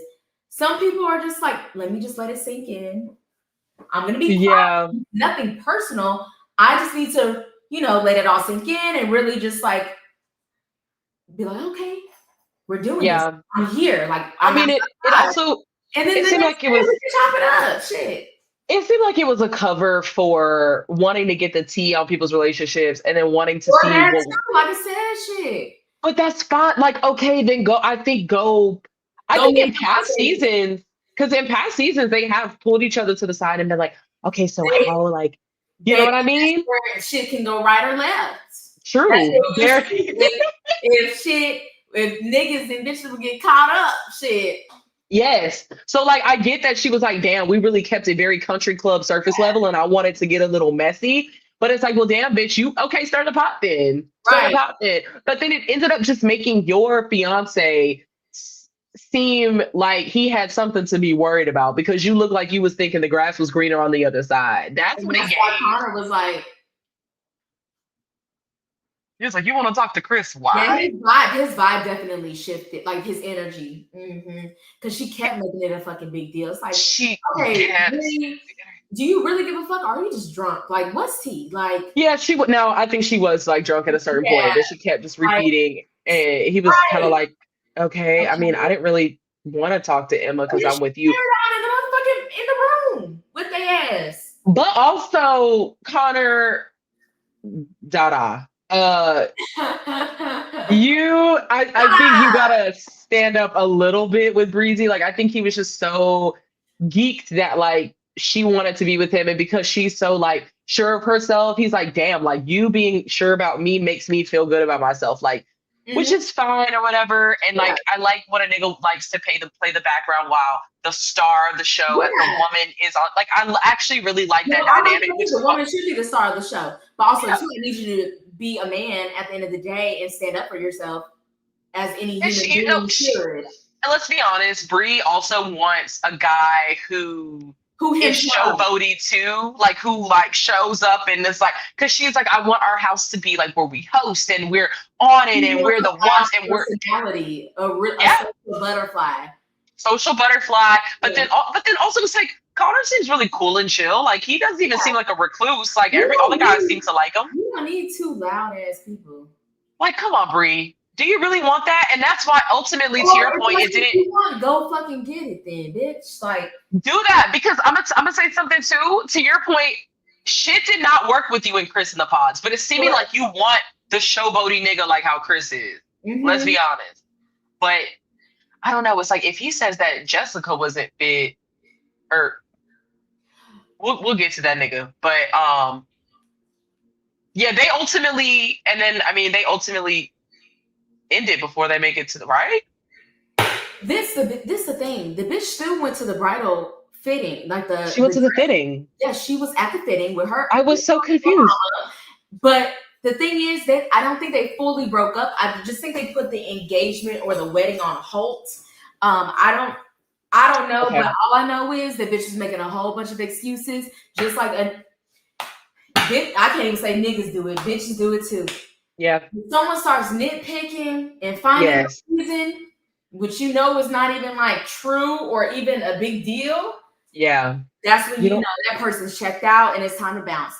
You This don't like bitch them. will say, I don't know what's wrong with me. It's just like I don't know why I'm not ready. I just feel like every single time I get so close, I bet. Girl. Just say you want to fuck Chris. That's literally what, because at the end, she definitely gave, she was like, I don't know, are you my husband or are you a lesson? Do I need you to motivate me to get up at 6 a.m. to go to the gym? When she said that, I was like, okay, so you want Chris? Because Chris literally said, I'm going to challenge you to wake up and like run. Exactly. So it's like you're not fucking with Mm, Connor. Connor's way more into you than you are him. So do him a favor, let him go so he can find the person that he's actually supposed to be with and will appreciate him for being him. yeah. Period. It's not you, boo. And now he will contort himself. Now I will say, and we can get to Chris in a minute. I think we will shortly. But I think him being like, Connor's just submitting to you, and like I think all that shit kind of got into her head from like a public perception standpoint. It seems like Brie cares about how people perceive her and how people perceive her relationship, even if she's not having a good time. Like even if she's not having a good time, Yeah. he was kind of like, he's gonna be submissive, and and he goes, I would never submit ever. Actually, you should cleave to one another in a marriage. You should submit to one another in a marriage. And then my thing is too, y'all haven't even been together that long. You never know. Connor might be more dominant. Just let him get to know you a little bit more. Fuck. Like, is he supposed to off the rip as soon as y'all link up after the pies and move in with each other? He's supposed to be like, just, right, like that. Like, what? I was kind of like, what do you want? 2 weeks, bitch. But maybe she might have a little like daddy complex too. Like maybe she wants kind of like a her dad type of figure who's a hard ass coach. She wants a coach. She wants a coach. She wants a coach. And her dad was her coach growing up. She wants a coach. If you're because you know how Chris was like, I'll challenge you. I'll make you get in the cold plunge. I'll make you wake up. You want a coach. Bitch, get a personal trainer and file that shit away. I want to literally snatch the covers off of her, turn on the lights, and blow a whistle. Get the fuck up now! Get the fuck up! Yep. Like that's what she wants. She wants a coach. And what did you think about her saying and her family saying, you're not getting my best. I know you're not getting my best. Like, I'm just so stressed. You're not getting my best. Like, this isn't even like who I really am. Like, you're not getting my best. Like, and so if you love me so much, even not at my best, then like, how, I just kept thinking like, okay, are you aware that you're being trashed to him and you're not adjusting, or what was up with that? Yeah. I just think she's full of shit. Period. My thing is, fair. And then also too, it's like, I don't know, love is going to be hit or miss with these folks, because some people will say it was a beautiful experience. I loved every bit. Some people will say it fucked me up in the head. Yeah. I think at the reunion, because of course, well, I can't even say, of course, Nick and Vanessa are gonna mention it. They probably fucking won't. But all I know is the bitch gonna blame it on mental health issues. She gonna blame all her actions and sayings and all that. She gonna blame it on, her mental being shot. Like, and scapegoat that. You trash and act trash. I was just so emotionally like, and mentally fucked. It's like, were you, or like, are you just trying to find an excuse? That's just like when a white boy shoots up a school and they blame it on mental health. It's like, you knew exactly what you were doing. like we're not going to.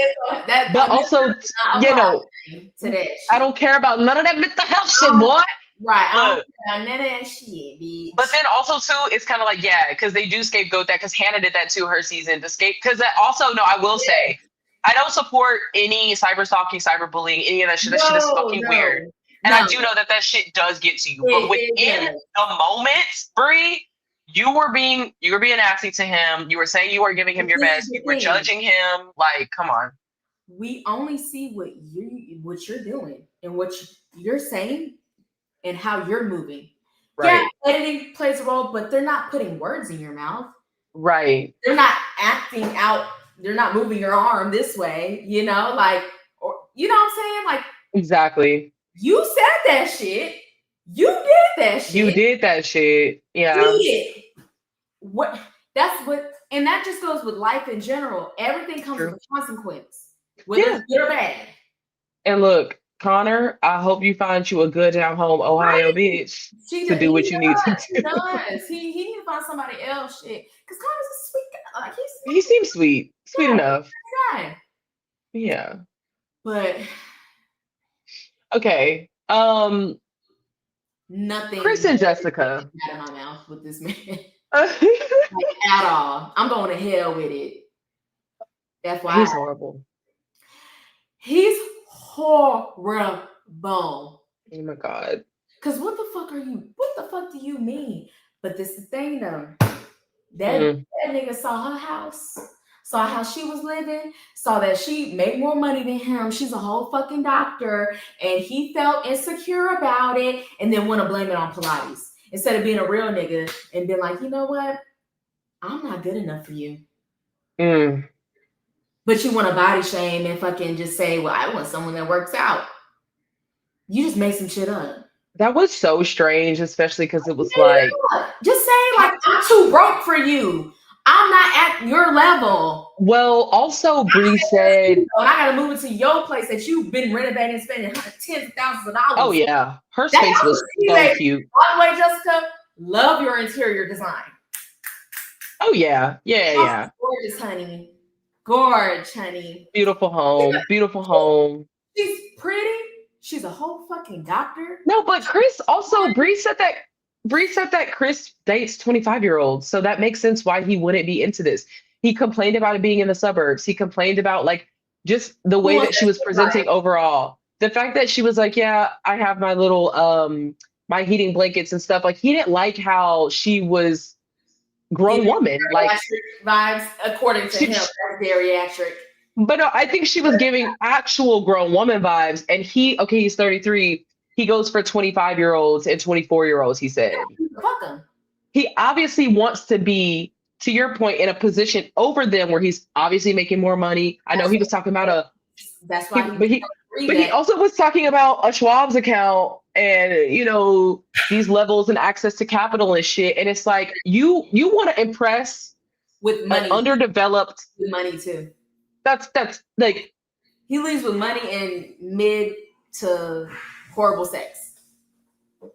What was the whole thing with like he ends it with Jessica, starts a new Instagram, posts at the strip club, make sure that it's public. Yes. That's how you know that nigga didn't give a fuck. Because if you so quick to jump ship like that, damn, nigga, same night? You didn't want to give it at least a day or two or a week? But you want to show the pole in the back and the girl on your lap. Like, you want to display that. Because, again, he thinks he is the bee's knees. He does. He think he fine. He think he rich. He think he's a Captain Save-A-Ho. He think he's a fucking Mandingo. Like... He think he all that. You can't tell that man nothing. But when... And look here, the best relationship advice I've received is just be honest. Well, you didn't take it. You didn't take that advice. What is this? You made an entire ass out of yourself on national television, and I hope they play that whole shit at the reunion. Can we please go to the motherfucking conversation with motherfucking Bree? Once they did the cliffhanger and then the recent episodes that just came out this past Wednesday. What you mean? Fuck? Did you really just say that on TV? But he showed his ass. But this the gag though. Oh, and it was the hot mic in the bathroom too for me. This is why, again, I don't fuck with Bree. Sorry. Y'all was talking all that shit about him when it came to Jessica. Y'all was all team Jessica. The only bitches that stood 10 toes down were those except you. Yeah. You made it a point to talk to that nigga, knowing that he disrespected your relationship. He disrespected your homegirl. And then you have the audacity to actually entertain a conversation with a man like this. Not only a man like this, but a drunk man like this. Like, a drunk man like this in front of your fiance and in front of everybody. Girl, are you that thirsty? I was so surprised at how long she entertained the relationship. And then, this is why Connor, I hope y'all did not fucking get married. This bitch said, y'all sex mid. This bitch said, because Chris said, well, how's the sex? Fucking Bree was like, well, it's good, but it's not the best I've ever had. Yeah, because he was like, is it? And then on top of that, why would you even say that? That's embarrassing. I gotta go cook. You're like, right. You're eating that shit up because eating it up. She's a male-centered ass bitch. And I Yes. don't fuck with male-centered assholes because they have no loyalty, they have no Mm. scruples, and no morals. Well, let's be honest. When they were off to the side, and it was her, it was Ashley, and it was Pre, and they was talking to him, and he did that little joke of like, let's all go out, just me and y'all. It's like Yeah, you're a creep. yeah, But then he was kind of like, he was obviously plastered, so he did not keep it cute at all about the no. sex with Jessica. He trashed her, he trashed her body. He said, I'm not even attracted to her while she's naked. Like he was like, I can't even get there. And then you hear her in the back, well, it's like, I'm not choosing sides because like I see that, like, you really want to be like attracted to the person. You male-centered ass, pick me ass bitch. I hope they cut. I hope that whole friend group cut her ass out. That bitch Me too. trust it. And then, bitch, I've only known you for 2 weeks. Bye. In She's like, reality, right. I've only Because known you. she's like, I understand what you're saying. Like, you want to be sexually attracted to the Yes. person that you're with. So does that mean that you also relate in terms of with Connor? Does that mean you're also colluding with the nigga that's bashing a woman over her body and her sex on national television? Saying all this shit too. You're insane. That's what I'm saying. I don't fuck with her. No, that was red flag shit. And ain't enough explanations in the motherfucking world that she gonna come up with. No PR statements, no nothing. At that Baby. bitch, you're full of shit. No, she wanted to keep entertaining him. I think she liked that he was entertaining her. She likes just male attention, period. Whether it's from a lame ass dude or, someone else, whatever. It doesn't matter what man, who he is. If he has a penis, she's all for it. And it doesn't matter. And in that moment, she didn't think about Jessica. She didn't think about Connor. All she was thinking about is getting her ego fed. And that's She didn't even think about her damn self outside of her ego. Cause like you look really bad. Like you look really bad in that conversation because it was like she was hanging on to his every word. And this nigga was just a blabbering fool. Yes. You could tell he was drunk at it, like white boy wasted. Like, oh yeah. He was so drunk. But yeah, she was eating the shit up. She wants somebody that's gonna hype her up and just say all these things. And I was surprised that she even went from the conversation with the the three of them to the table. It's like, okay, let's go talk over here. I was like, oh, you want to continue this conversation after he's talking like this? Listen. If that bitch didn't have a ring on her finger, she would have fucked him that same night. Oh, she would have, because he DM'd her like, "What you trying to stay? Like you trying to?" And she put him on blast or whatever, which I think was like a good call. But I feel like deep down, she would have answered that call. Bitch, you need to be put on blast too. Y'all are both equal contributors to this shit. Yeah. Even after the get together wrapped and everybody went home, you lied to Connor straight to his motherfucking face. You did not tell Connor the full story at all of what went down between you and Chris. You said to Connor, I told him that it's you and only you. I wouldn't want to go through this with anybody else. I'm in love with you. Mm-mm. You said one sentence where you said, no, it's Connor. And he's like, oh, really? Like he really was trying to like get you to embarrass Connor. But you entertained that shit for a long ass time. And you agreed with a lot of the shit that he said. Even about Jessica. That's what I'm saying. You did not try to dispute it. You didn't try to correct his behavior. No. Nope. You was loving every bit of it. Like I said, you were eating that shit up. You'll be like, fuck you, like nigga, like da-da-da, like you, how dare you fuck over my homegirl? And then on top of that, you gonna disrespect me and mine? Like, then he literally was like, sorry, I'm Andrew Tate. And she's like, what? And he's like, Andrew Tate. She's like, I don't even know who that is. How do you not know who? I don't know. I just kind of was like, Bree. He a red pill ass nigga, autumn shit.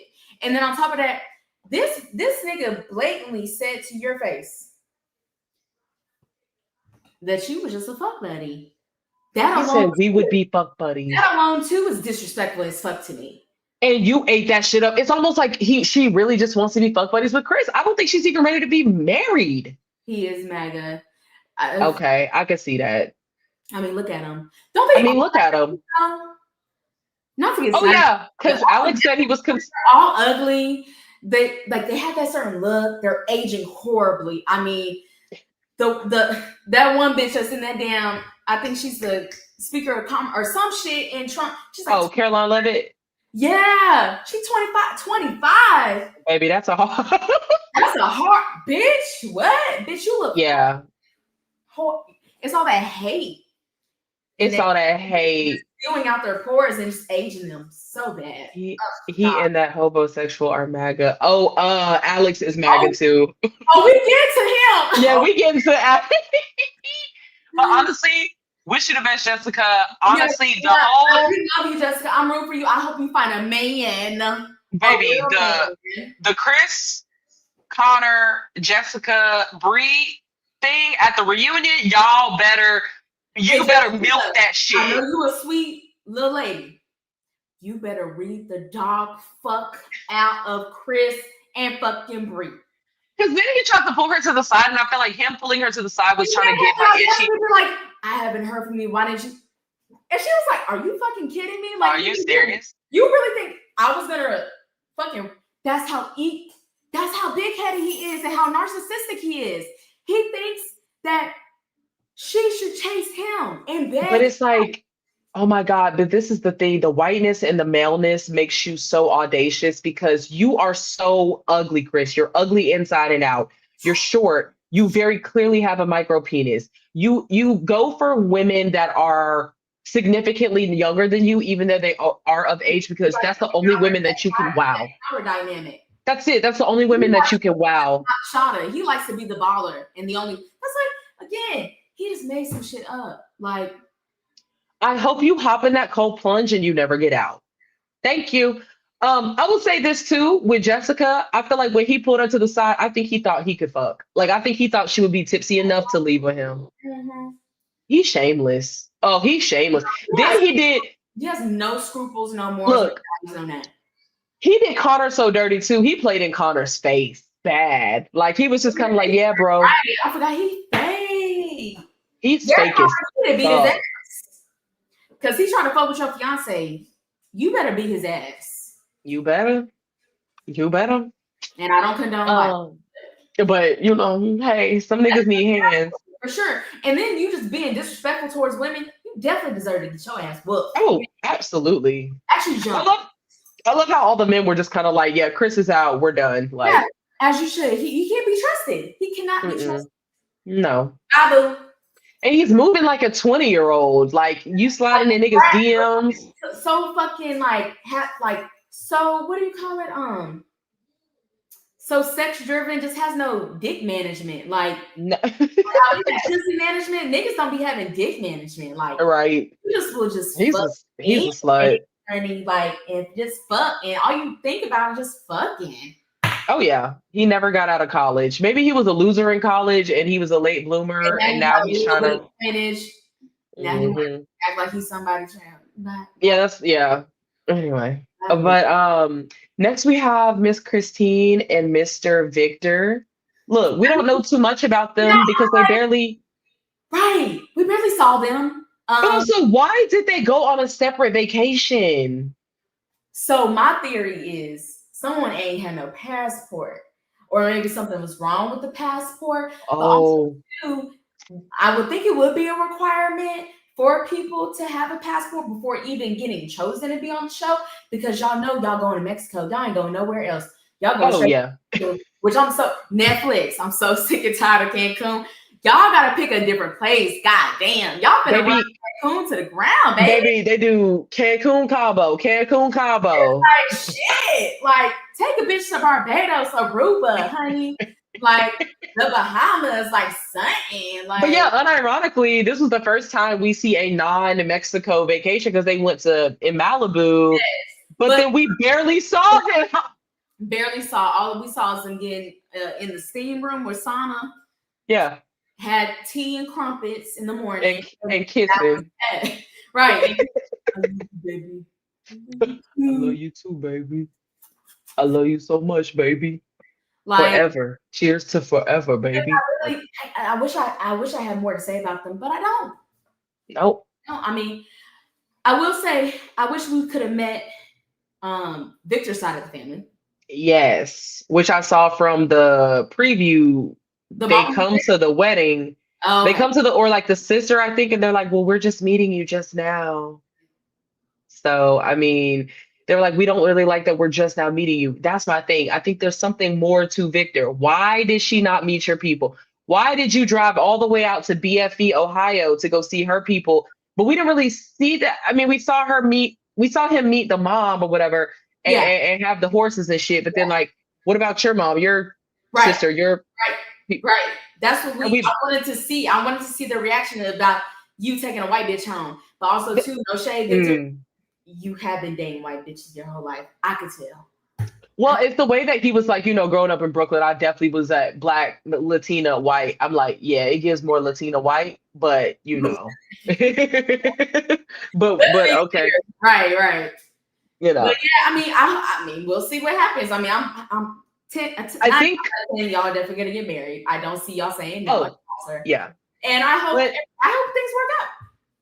I hope they do too. I think that they're fine. To me, I don't like to see no conflict at all, because I'm just kind of like, okay, is somebody lying about like how well they're enjoying this or whatever? But it seems like we're unfortunately going to get our first bout of conflict at the actual wedding, which you hate to see, but hey, that might be what it is. So we didn't even see them interact with the group that much. I mean, no, I don't know what was up with that. Wait, was he even at the get together when they were all back home? Was he there? I know Christine was there. Was he there?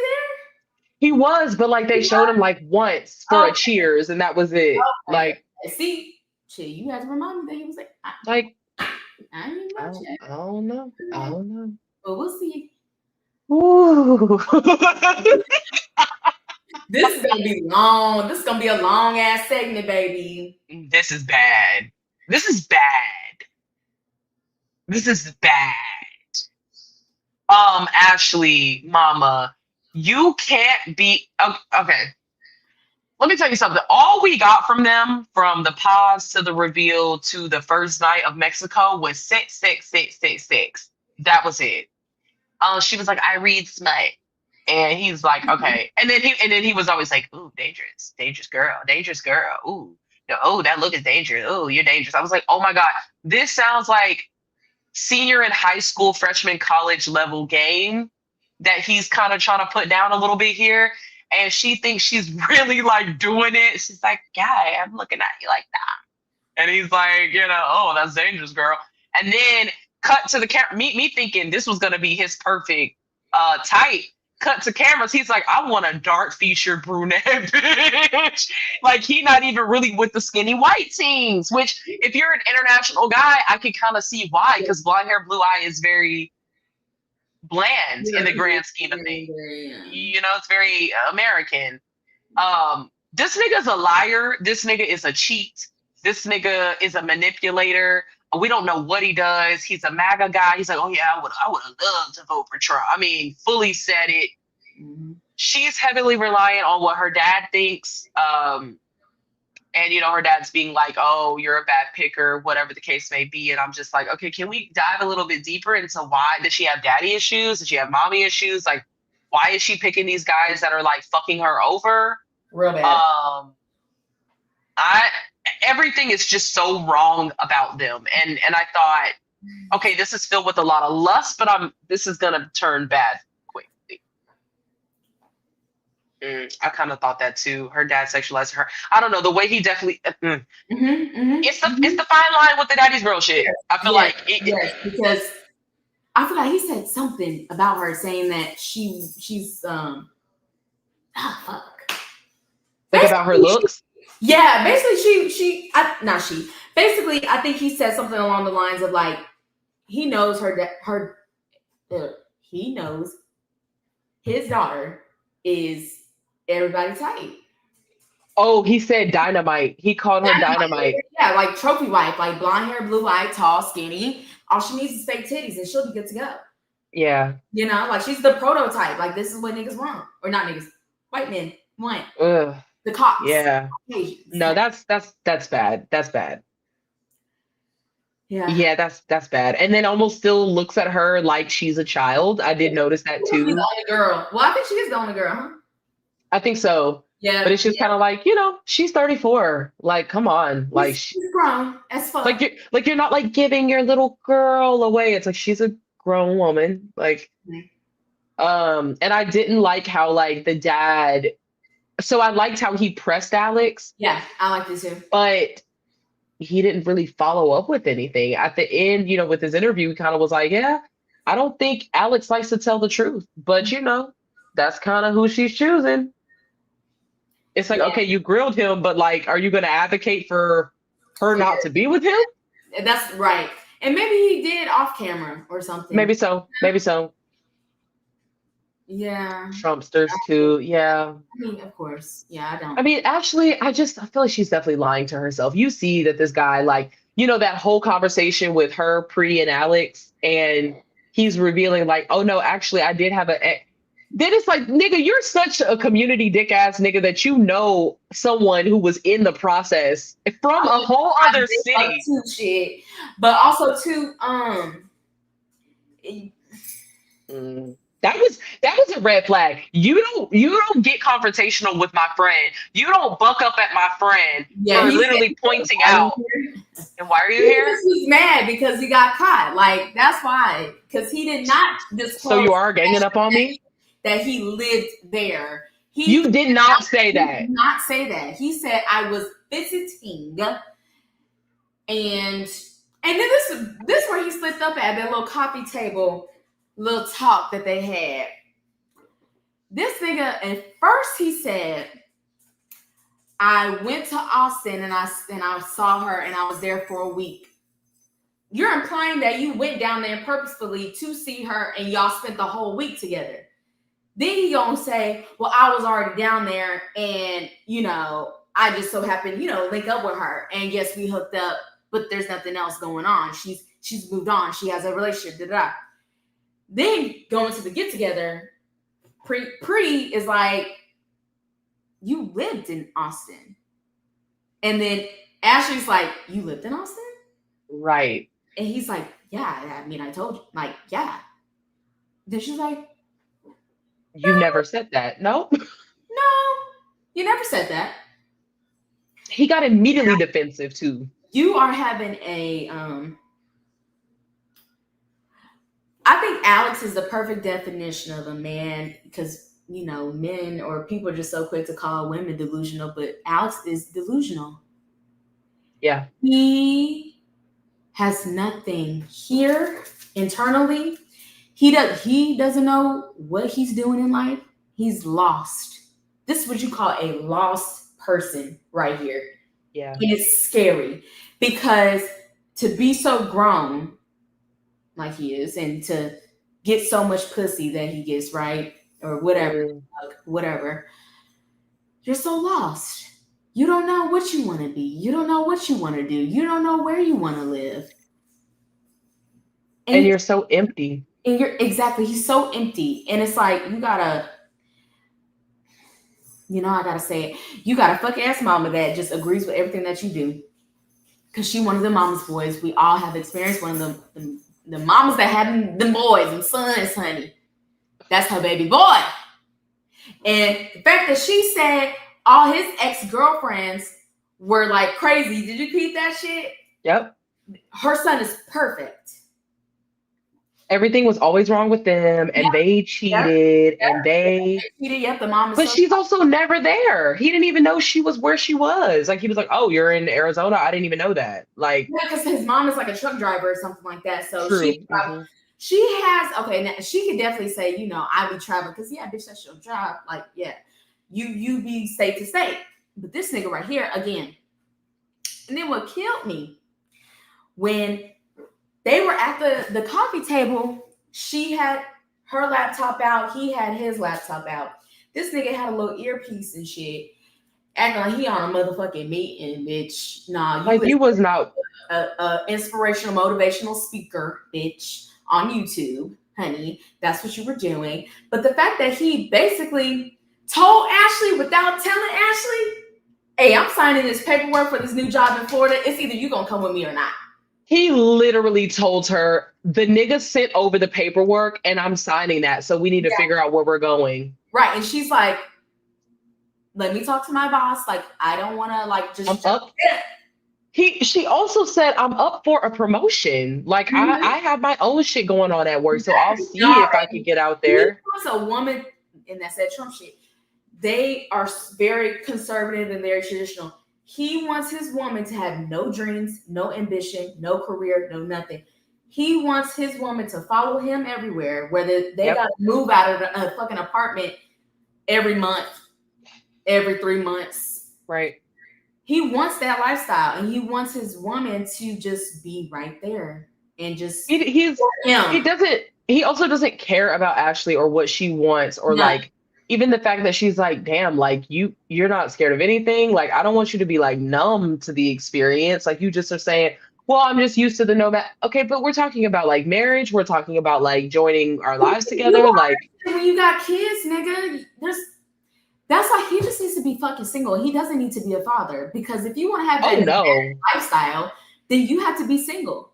Because who in their right mind, especially when there's kids involved, what? So you're gonna pull them out of school after just being there for 3 months, and then kids, well, we're moving here. You actually got to start a new school 3 months. No. Kids, we got to pull you out. Come on, That's CPS Central. he's That's delusional. CPS Central. But He's also, yeah, you want a traditional, you're not a traditional nigga though. You don't have a regular 9 to 5 that you like, whatever. Like you doing a bunch of different odd jobs. yeah.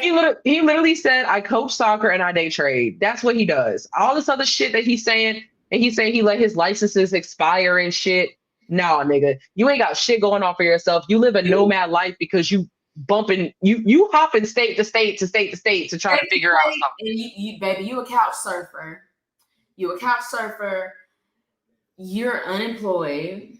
Let's just be real. Keep your lies straight. And one thing about it, when you tell one lie, you gotta keep following up with more lies and more lies and more lies. Baby, he's a liar. It was the fact that like it's just like, oh yeah, Ashley's dad I think is a lawyer, right? Yeah. And so he's pressing him and he goes, I'm not saying he's a bad guy, but he just doesn't have a knack for telling the truth. It's just like, I mean, he's a con artist. And then it's kind of like because he fucking scams women and shit too. I think he does because and shit. He gives me like them niggas off of them shows.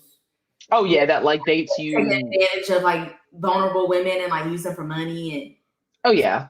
Because Ashley has insecurities that could be exploited, and she's 34, so she feels like her clock is running out. She's older than him. Yep. You know. And then also too, going back to that traditional shit. Why you want to be able to track her own motherfucking period, bitch? He literally said multiple times, if you could share your tracker with me. That's weird.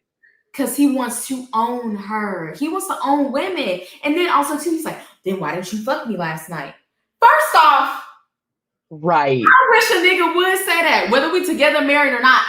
That word fuck me just gives like booty call, gives like some bitch off the street. Like, don't say fuck me. Like, I would rather you be like, so like, what made you turned off to the point where you didn't want to make love to me or want to be intimate last night? Not say, why didn't you fuck me last night? I was like really jarred by that. And I was like, I don't want to fuck you because you stormed out the room. And guess what?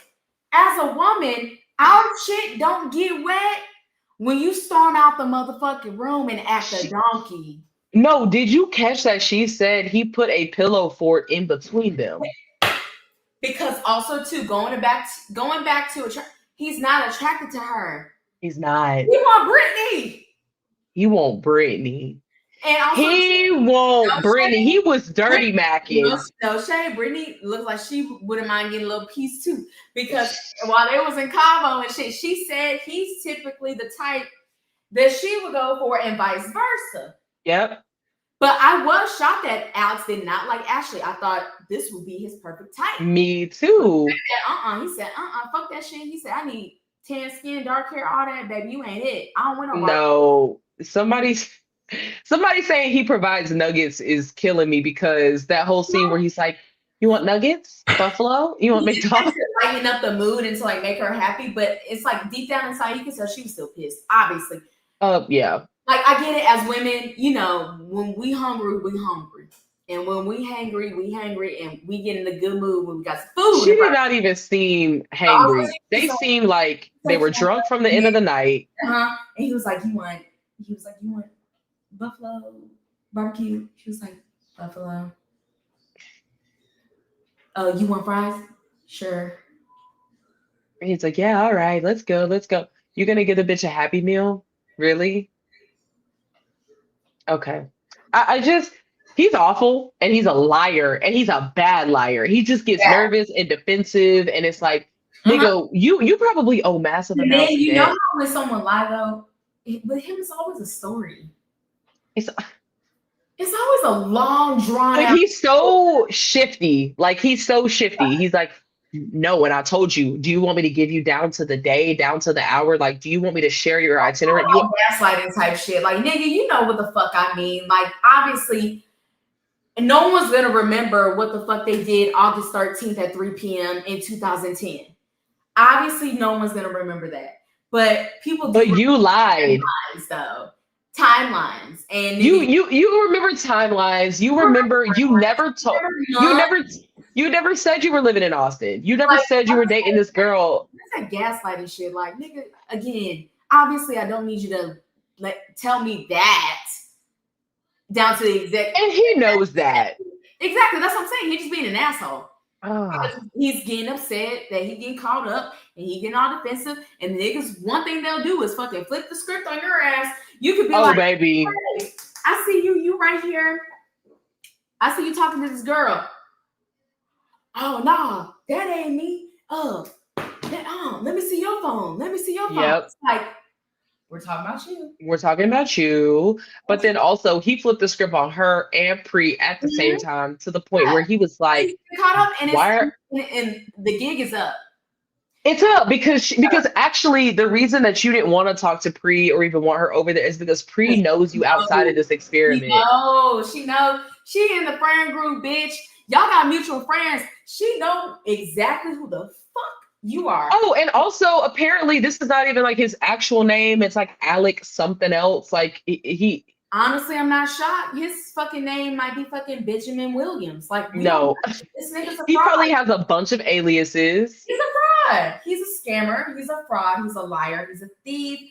He is a cheater. He is a. But it's like, Ashley, the thing is, you know this. Mm-hmm. You know this deep down. And you know that he's lying to you. She just wants to get married. Yeah, it is. Yep. She feels her clock ticking. She feels like she's like, oh my God, I thought I would never get married. And now I'm got to get married to Alex. No, you're not. He's going to say no at the altar. On like a personal level, I know as women, we just tend to compare, right? We tend to compare our lives to our peers, our friends, family members that are also women. And when you see everyone around, I mean, again, I can attest this to me personally too. When you see everybody getting engaged or about to get married or getting pregnant and starting families and all this, you be like, damn, like, when is it going to be my turn? Like, when is it going to be my time? But also too, that doesn't mean that you just have to, just go with this opportunity, knowing that it's not the best option for you. It's you like she will end up in a pool of tears every night if she goes miserable as fuck. And it's just like, was it really worth the ring? Was it really worth the money? Was it really worth even just saying I'm married? Because some bitches also just want bragging rights too. Just want to be like, well, I'm a wife. Yeah. And you're not. So stay over there. Because you remember Ashley and motherfucking Tyler in DC, the nigga that had the sperm donor, aka them kid. And when she did that interview with AD, that she was the big old pick Misha baby. Oh my God. She said, I wanted to be a part of the secret Wives Club. Girl. Because this is the thing, there's a whole other section. But it's like, mama, there's a whole section of that club that are with a nigga because they want a piece of man instead of just no man. Like, just because you have, to your point, the ring or the title, You was getting defrauded by a nigga that had a whole saying that he had sperm babies, but he had real fucking children. That nigga was eating your motherfucking food, was munching on your motherfucking carpet, bitch. You bitch, he didn't have no he didn't pay not one bill, bitch. He was a fucking security guard the whole motherfucking time while this nigga was talking about he a what they said, A nuclear or some shit. This nigga, once again, unemployed, bitch. One bringing in no type of course. Yeah, he said he was in cybersecurity or some shit, but he was a security guard at the cybersecurity. You were a bouncer at a club, babe. Checking people's IDs and shit. Like, oh my fuck! But no, that's I agree. Like, and because she was in her 30s. Yes, that's a great point. That's a great point. I just say this because even sometimes I have to check myself. Yeah, I'm 27. I'm still, young or whatnot. Yeah, yeah. Take your time. Like, I know for me, when that time comes, when I say that nigga's gonna be vetted down, when I say vetted, hello, background checks, we running all kinds of medical tests, we running all kinds of shit. I'm gonna make sure this person, me and him, we're locked in, and I'm not settling. I know he would go to the ends of the earth for me. Will literally jump in front of a bullet for me. All these things. I'm not just gonna fucking just. It's not worth settling, especially because, like, I don't know, the guys are like, the people always try to make statements about, oh, well, women are not wanting to do this. And it's like, a lot of women want to do it, but they're not going to settle like women had to in the past. Not for McDonald's. No, genuinely, especially not for no damn McDonald's, because that's all a nigga will want to do is fuck you and buy you a Happy Meal. And you can't just. It's what you mean,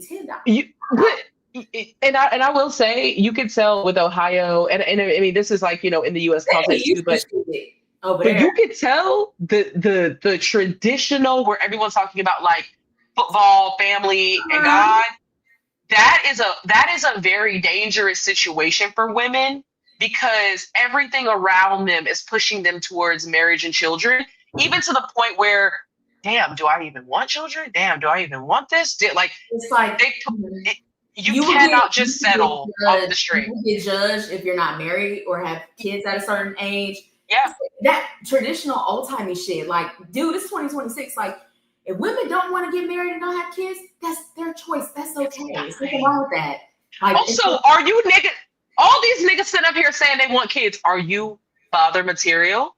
Are you gonna be a good dad? Are you husband material? That's all they need. They a man with a penis. That's all they fucking need. Yeah, we don't need it. I'm like, are you gonna be a good father? Are you gonna be a good partner? Or when I pop out these kids, you still gonna be living life and leaving my ass at motherfucking home, and you going out with your homeboys and shit while I'm up all types of night, still cooking, cleaning, take care of kids. Fuck that, and fuck you too. Because like, I'm gonna tell you something, and you see that all the time. Yes, because you're going to resent your life. Yes. You're going to resent them kids. You're going to resent what you decide. I left my career. I left all this stuff, my singledom, whatever, just to settle with a nigga, just to say I got a nigga. But I'm stuck with these crying ass kids, titty sagging, all types of shit, just because I wanted to. I'm lonely.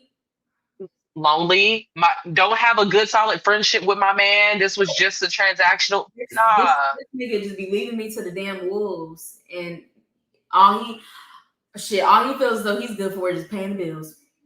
Oh, provider. That's all. Provider. Provider. That's it. But it's like, Alex, you for damn sure ain't no provider, bitch. You come on now. You ain't making no fucking. But then also, you can't be no fucking man. But you cannot even emotionally contribute to the situation. Emotionally, you're stunted. Physically, nothing. You can't do nothing. You can't, because that's also what it takes to be a good dad. Because he said, yeah, well, I see myself, having a couple kids, whatever. God, that's just not something you just do. You have to be emotionally available for your kids too. Kiss their emotional boo-boos. You don't just provide for them. You care for them when they have their first heartbreak, when they are bullied or whatever. There's so much more. It's so much more. Jesus Christ. No, he's full of shit. Ooh. My nigga. My motherfucking nigga. Devontae. Okay, first of all, now I'm in the motherfucking mirror. You got the white duck. I said that shit. Like, you know this nigga got a white mama.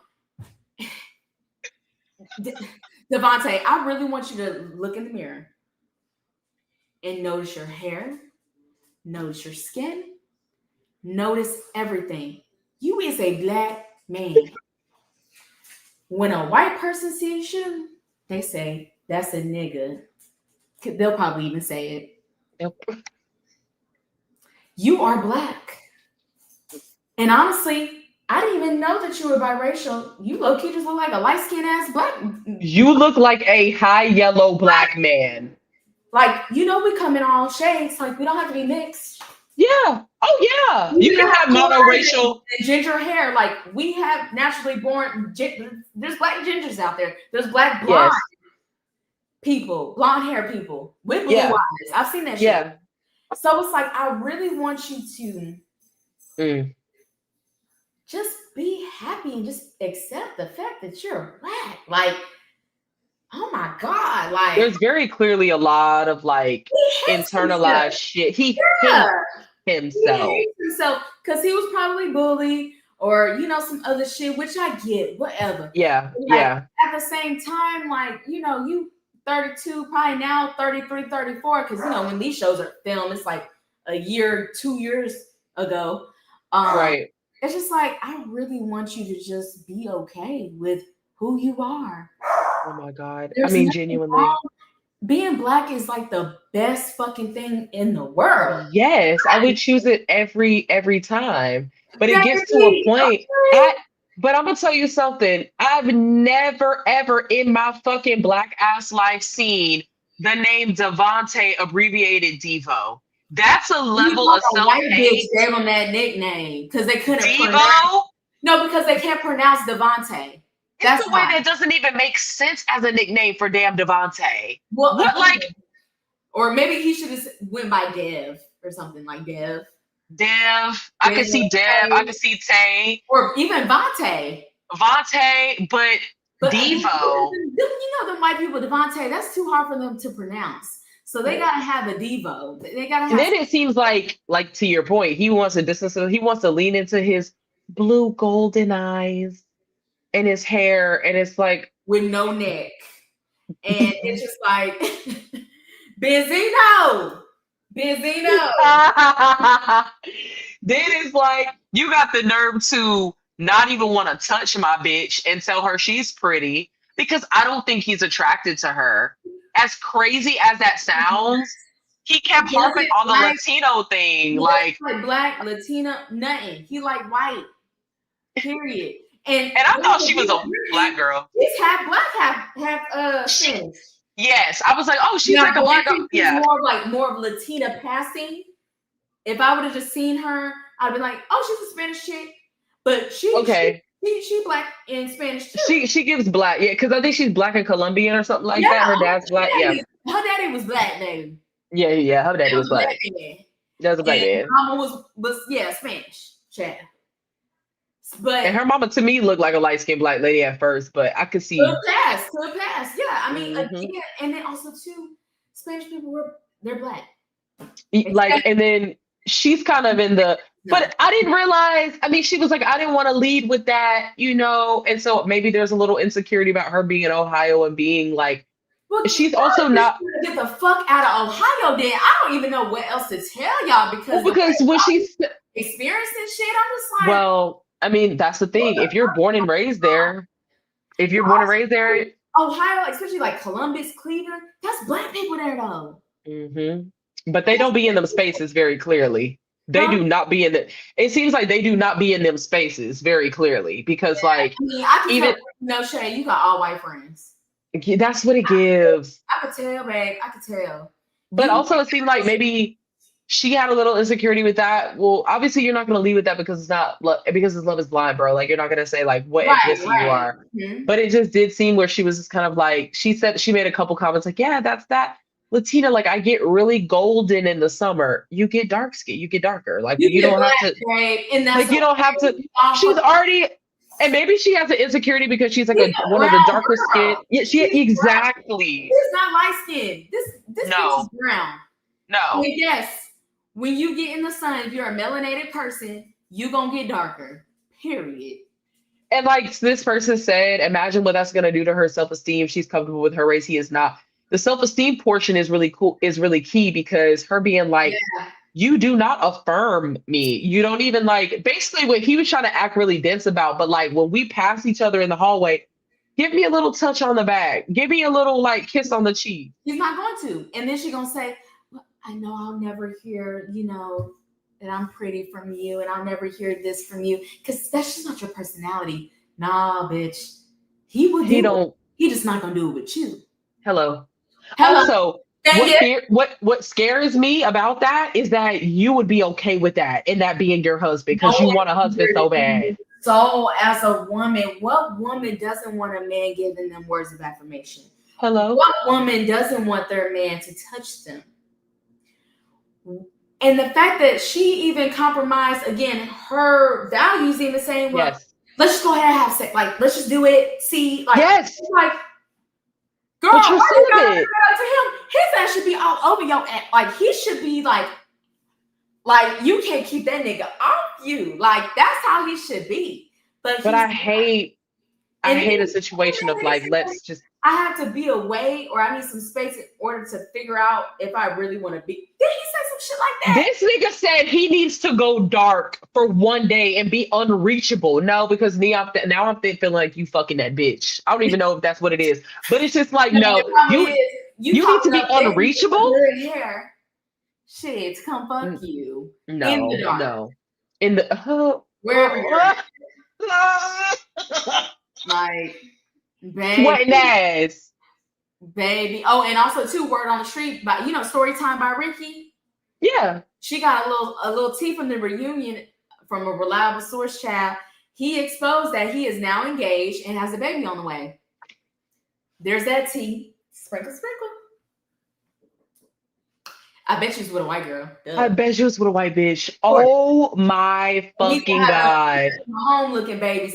He Patrick Mahomes. This nigga is Patrick Mahomes right here. Yep, he's Patrick Mahomes, and you gonna be with a bitch that thinks your favorite food is fried chicken, nigga, and it's tacos. Like white women. Fried chicken, babe, right? And he's like, babe, it's tacos. That fucking meme.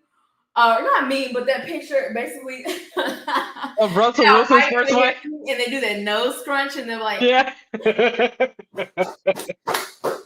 He want that.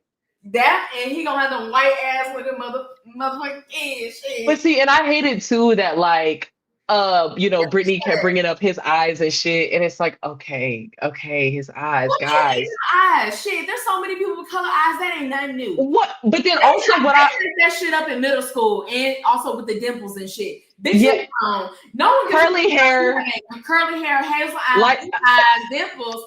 No one gives a fuck no more. No one cares. But then also, I hate it to see. You see why she's putting up with this because of the family she comes from.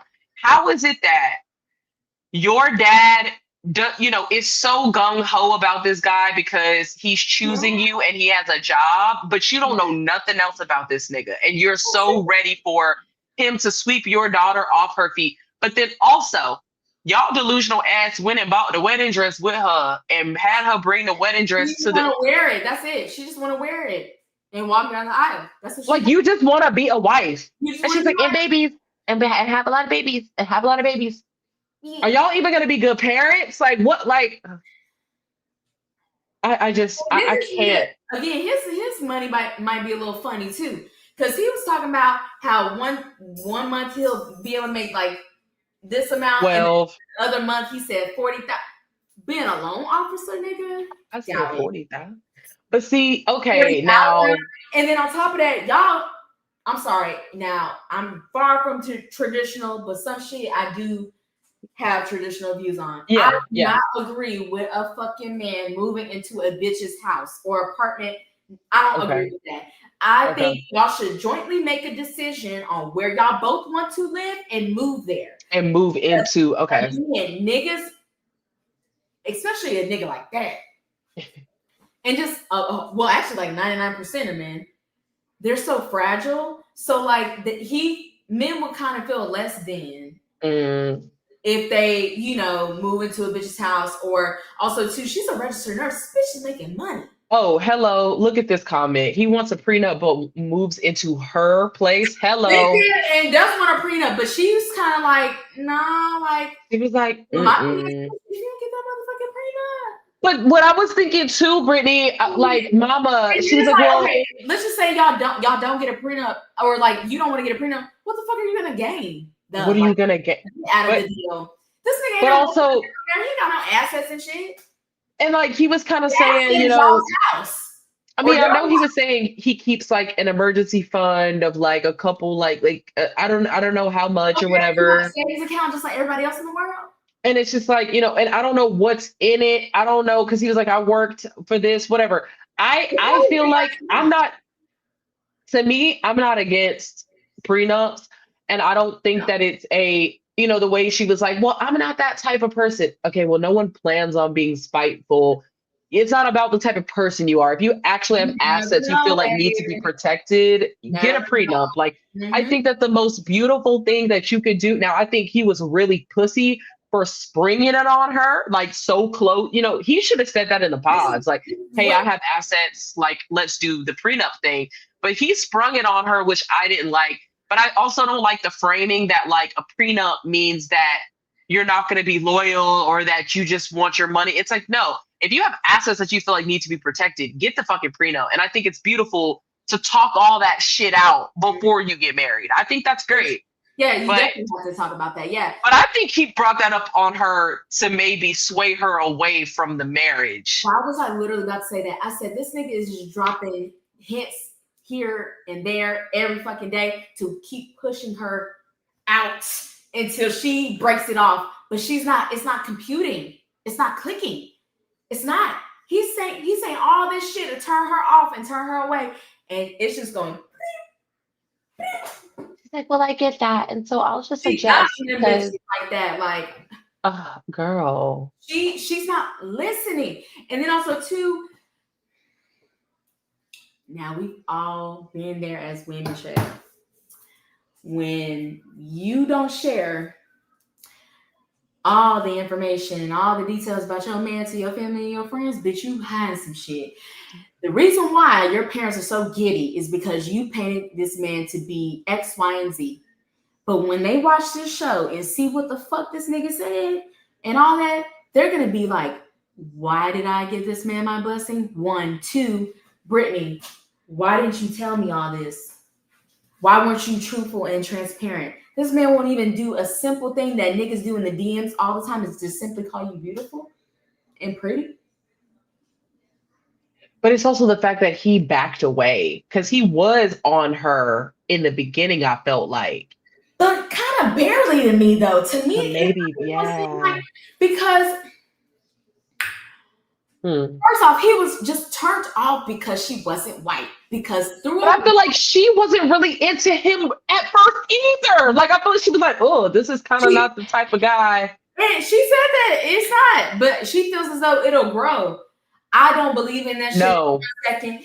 If you're not attracted to me or I'm not attracted to you on the first meetup, no, it's not gonna grow for me. I need to want to jump your bones. Correct. That's how it should be. Be able to live in your skin. First date, that attraction needs to be there. Yes. Then the shit after that follows. But I need you to be my type. So if a nigga like, for example, like him, he's ugly as fuck to me. And if he would have came at me at a bar or whatever, I'd be like, no, thank you. No, thank you. It's not like, let me turn back to my friend. Girl, should I get that other nigga a chance? Like, let me see. All right, girl, let me go ahead and give him my number.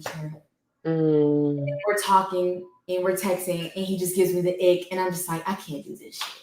Like, no. I mean, even in the pods, she was like, but even in the pods, she was illusion of desirability. Yeah. Motherfucking. I know, even in the pod, she was like, you have a nerdy voice. She wasn't even attracted to his voice. Like, it's a lesson to women about, it's a really cringe-worthy watch when you see all these accomplished women push their shit to the side all to be married. The women are always right here, and the men are always just like down here. The And delusion of desirability. That's the bar. she sound like a white girl. Just listening to the voice. So yeah, that's why Debo was fucking. Brittany named Brittany, right? And W can stand for anything. Williams, Wilson. Yeah, Wilson. White. Right. Yeah, I agree. The men think all the men think they're the prize on this show, and then they get validated by the women on the show because then they contort themselves and compromise to be with the man, and it's just nah. He's so chopped and has no neck. Yeah, I would agree. That nigga don't have no fucking neck, Benzino. Y'all need to look up you in the chat. Look up Benzino from Love and Hip Hop. You'll see. If these men are a 5 at best and still being picky as hell and bringing women down, yep. I literally 5 at best, sometimes even 4. Worse. Or worse. I think out of this batch, Victor is the most attractive. Or on the season. I wouldn't even call him fine. I would say Victor's the most handsome. He's the most handsome, yeah. And he's like the most traditionally masculine. Like he's tall, he has the locks, he has the good skin, he has the deep voice, like body, the muscles, like. But even he's not fine to me though. He definitely my type. Yeah, he's handsome, but he ain't fine. Oh, he's not ugly. Yeah, he's not my type, but I want better for Brittany. Amber and Jordan. Honestly, I think this is a match made in heaven. I think her being spunky and him being, they both kind of have this awkward kind of will they like me type of like energy. I think he could cook for her. I think she's like a hot girl he could put on his arm. He definitely is. She definitely is. Like you know what I call him? And I told my mama this while we were watching. He reminds me of Jack Black. Like the chunky, funny, charismatic, goofy, yeah, guy. And he seems to actually be funny. Like he wants to please her. Super sweet. And then she is like the trophy. She's the hot mom. She's the MILF. And he's excited that he pulled her. I think he's definitely like, damn, like you are out of my league. We're attracting each other. And I do like the fact that Amber said she does like husky. She does like a little thick man. And she gives that. She needs like and she also very much needs a down-to-earth man like Jordan who can crack a beer, crack jokes, but he's also in the kitchen. So he's not like a traditional man that would be like, I don't cook. And he seems like he would be a good like dad type of figure. He's far from traditional to me. Yeah. But like, I think even the fact that like they... Yeah, yes, exactly. Like where he's like, no. Like, actually, I want to be like whipping it up for y'all. And I love that. And like him making her cookies like in the pod, like that was so cool. He's sweet. I really do. And then like, me too. And then also like him being like, I already got her daughter like a gift bag, like thinking of just shit like that. He loves acts of service. He loves gift giving. Those are his love languages for sure. And I fuck with it. Like, I like it. Like, keep doing you and keep the shit up. I hope this ain't an act. Because again, and I'm gonna tell you something too. Hello, because these niggas be. That's what I'm saying. They have that mask on for at least, let's say 3 months at best, maybe. Yep, maybe. After that 3-month mark, they let that bitch slip. And like, I'm gonna tell you something too. I feel like with him. He is very honest about where he is in his life. He's like, I'm not in shape, right? I could do a little bit better. My passion is cooking, but I got to make this money in software sales type shit. Yeah. And I like that he's like, I was so anxious I didn't eat all day because I couldn't stand the fact that you were like upset. That's how a nigga should fucking be. He's like, I was pacing, I was journaling, I was upset. So distraught. If you say some off the wall shit to me, I'm pissed off. Like, I need you to feel the shit, nigga. He was shaking that leg. He was nervous. Because as he should be. He knows too. Amber's not the one to fuck with. Do not fuck with her. You got one shot, nigga. You really do. Literally one. Because it's her and her daughter. Like, it's more at stake here. And I will say, I agree with Amber being like, you can just go. Don't go and tell the boys that you're anxious about meeting my daughter. without telling me. She's Right. like, you do not, I'm not a charity case. We're good. That beautiful ass house that they renovated, like, That's what girl. I'm saying. These bitches on this season have it going on, and all the other seasons, y'all have it going on. Y'all are them girls. Well, some of y'all, but y'all got it going on though. Majority of y'all, and I just want y'all to know, like these niggas ain't fucking with y'all. These niggas ain't touching y'all at all. Like at all aspects of life, mentally, physically, emotionally, spiritually, financially, all pillars of life. It seems like he's actually like into her in terms of like inside, and then he's attracted to her on the outside. It does seem like they mesh well. Dresses and them titties sitting, honey. Baby, the titties be sitting. And that face, honey, that fair hair, that blonde hair, babe. Oh, and the face do not be moving. Nope. She's very but I actually like, I love her kind of rugged, down to earth type of, like, you could definitely see them at like the pool hall together, grabbing a beer together. He's feeding her chicken and waffles. Like, we love it. We love to see it. No, I like them. I really do hope they say yes at the altar. I think it would be a nice relationship and, marriage. Okay, wait, and they're both the same age. Okay, cool. No, I think they're the most suited to be together. Jordan is definitely my type. You think you're gonna get another hot doctor? She said to Chris. Exactly. She was literally like, "What you think you're gonna look up on?" I like her. She a real one. Me too, because she centered that like Jessica is the prize. Also, she stood on business like, I ain't fraternizing with that nigga. I ain't chatting with that dude. Correct. Thank you. Okay. I'll put it to you this way. Right. I mean, we all know what the problem is here. Guys, I'm gonna put it to you this way. Both of them want to be with somebody. And Emma, I think she has to do a lot more soul searching. She's definitely she is the the Asian person in the all white family and the all white social situations. I was really upset not upset, but it just I really kind of was upset when Mike met her family and like the sister is like, hey, like, I want to have kids. I wanted kids. And I'll tell you this, if I could start over, I wouldn't choose to have children. Like, it's the hardest thing you'll ever do. And I already know that, like, you don't want to do it. And so, yeah, you can change your mind about it. But it's like, as someone who desperately wanted children, this shit is hard as fuck. It's thankless as fuck. Yeah. And if at the end of my life, the genie said, could you do it all over again without kids? I would choose that path. I thought, damn, her sister really cares about her enough to be like, okay. She's like, yeah, mom, I can change my mind. Yeah, but that's a really big thing to change your mind on. And you're a parent for life.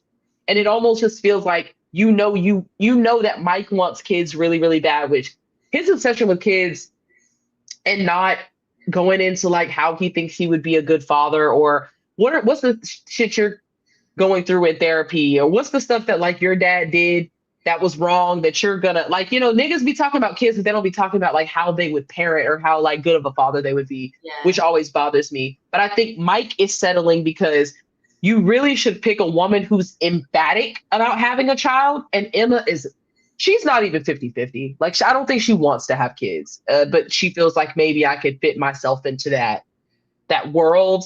And I think both of them are kind of settling in these weird ways. And I think she just kind of has a lot of growing up to, like, even him being like, you have your shit everywhere. And like, and she's like, do you separate your clothes? And he's like, yeah, of course. Like, there kind of does seem to be a maturity thing or maybe she just gets nervous when it's topics she's scared about. I don't know.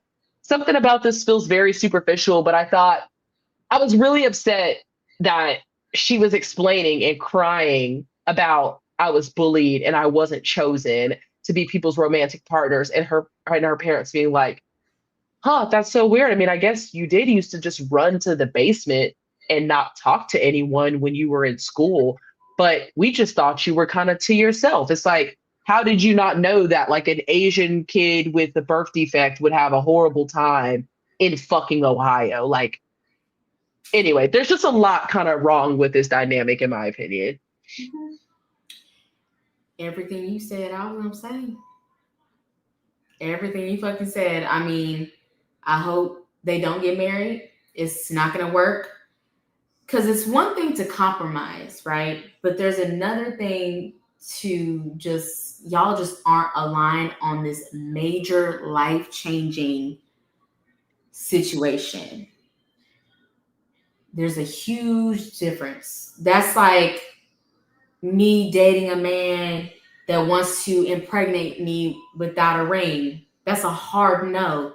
There's no compromising on that. There's no nothing. There's no changing my mind. You just ain't it for me. Same thing here. Emma, babe, it's okay to say you don't want to have kids. It's okay. It's okay to say that. It's okay that you're scared to pass on, True. cancer to your children. It's okay. And Mike, you coming from a very religious, traditional household. I mean, when Emma met his parents, the mama says, "So do you cook?" Because she is an Italian woman. Them Italians, baby, gonna be in their kitchen. The women's gonna be in their kitchen. They gonna clean. You gonna have to serve every man that's in your house. And on top of that, they probably won't even eat because after the men are done eating, they gotta clean up and and then Emma, you gonna be pregnant like at least like literally every 9 months. You're gonna be pregnant at least 4 times, like back to back too. No, all gas, no brakes. Because he's 30, so he feels like, and his that traditional background, Italian background that he comes from, like, they're ready for some grandkids. They're like, all right, you're 30 now, son. I had my first kid when I was 22. You're late to the game. You know what I'm saying? So, y'all, it's okay to not be aligned on certain things. It's okay. It's okay. Yeah. It also feels like, I mean, Mike was Emma's third choice. Can we just say it? Like, dude, there's a reason why you did not fuck with him like that the first time. I think it was heavily the kids thing. You know what I mean? It was heavily the kids thing. Again, the example I used, that would have been a hard no. You wouldn't even be on the roster no more. It would be done. No. Because he said, I thought about it. I thought about potentially living my life without children, and I don't want to do that. So if that's your reality, Mike, you don't need to be with someone like an Emma because she's not 100% sure she wants to do that. And also, too, let's just say they do get married. I mean, this bitch said she might have a kid, 2-3 years down the line. Yeah. Those 2-3 years gonna turn into 5 years. 8 years, 10 years, 15, 20. At that point, damn, y'all 50. Never had kids. And y'all never had kids. The timeline keeps getting pushed because she don't want to do it. That's like when she has a girlfriend for fucking 8-10 years, and the girlfriend's like, all right, when are you gonna do it? Oh, babe, I'm gonna do it soon. Okay, soon. It's like, okay, soon is okay. 1 year past, 2 years. It's still soon, babe, soon. 10 years, 15. Okay, at this point, y'all bitches are like partners, Chad. You're common law married and you're not. So, it's because that nigga don't want to marry you. But I do think that, like, to me, I wanted to know more about Mike past him wanting to have fucking kids. Like, what else? What else? They're boring to me, just in general. Like, agreed. Flatline, boring. Like, but also what pissed me off is like, when there was like, this happened a couple times. They were like laying in bed and she's trying to have like a serious conversation and she gets the giggles. And it's like, I don't know. There's some elements to me that's just pretty thing too, because I mean, no shade, Emma. I'm saying this all the love, just woman to woman. Nobody likes a messy ass bitch. Clean up after yourself, bitch. Yes, you have to separate your laundry. We know you have to separate the whites, the darks, all that. But you know what's crazy? Like, when she talked to Connor and Connor was like, I'm not really that like clean anyway. I was like, damn, y'all low key maybe could have did something. Maybe. First off, Connor's fucking house. I could have Mm, died. That okay. that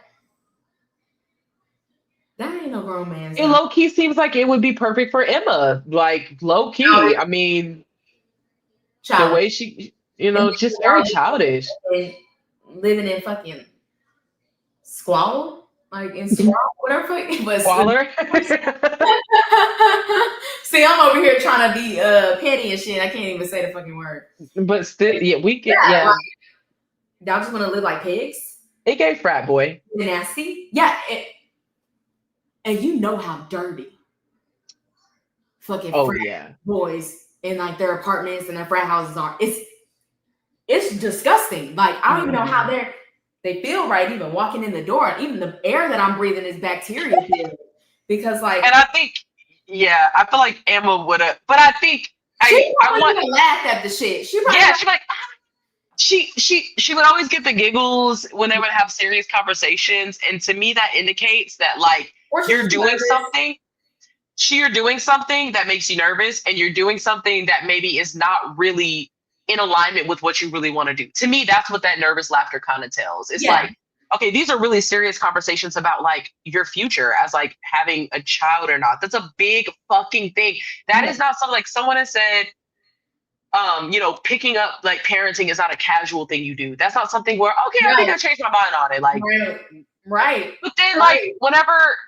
whenever like the sisters kids came in and he's like, see, this doesn't do anything for you. It's like, no, bro. Like to people who don't want to have kids, seeing kids doesn't do it for them. Like I'm a person who is like still on the fence about having children, and sometimes I'll hold babies and stuff like that. And I'm like, oh my God, this is so sweet or whatever. But it's never to the point where I'm just like, oh my God, I can't wait to have. Yeah. No, like that's a feeling that comes from like within. And I've always said, like, I would need to wait until And I then also genuinely too, felt a that. lot of people that don't want to have kids or they're still on the fence about kids and they see other moms or other parents out with their kids out in public, even if you don't know them, just observing other Yeah. people, that turns them off even more. Because you got some kids that act the fuck up. You got some whiny ass motherfuckers, and you got That's some true. badass kids. You be like, oh hell no. Nah. Or you see the parents just like literally look dead on the inside, bags Yes. underneath here, like all the way right here. They don't look like they're taking care of themselves. They look just so drained, Drained. miserable, and you just be like, ooh, is I this mean, is this how that's that is? and I will say I like someone said, appreciated the scene Some where people don't want to give up that freedom. they don't. And like, love the scene where she was talking to her sister and told her not to have kids if she's not ready. That felt real. I love that because usually Yeah. people will kind of not, but I love that someone that was already a parent was like, I wanted to do this and it's hard. There's days where you're like, I why don't did I know. do this? Why? So I don't know. I just think like Emma, and I didn't like how like with the weddings, she was like, I can't, I can't, I can't, I can't live without you. Yeah, it had everybody like, what's this bitch about to say? Emma. She might be childish. Fuck. Shit, she 28.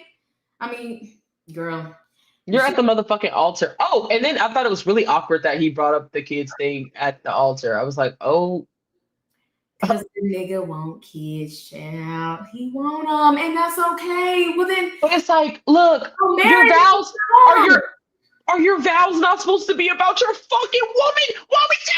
Why are we talking about kids? You've said kids in every fucking because you scene. know why? You know why also too? Why he's so obsessed?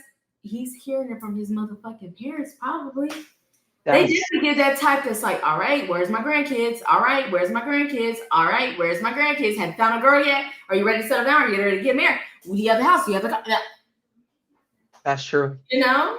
Yeah. I mean, a That's true. lot of parents and family members do that. You know, even when it comes to, oh, so you got a boyfriend yet? Yep. You got Yep. a boyfriend? You know, They definitely give that. it's just like, no, I trust me, I will let y'all know. Yeah. I will let you I will know. let you know, and he gonna meet the whole family.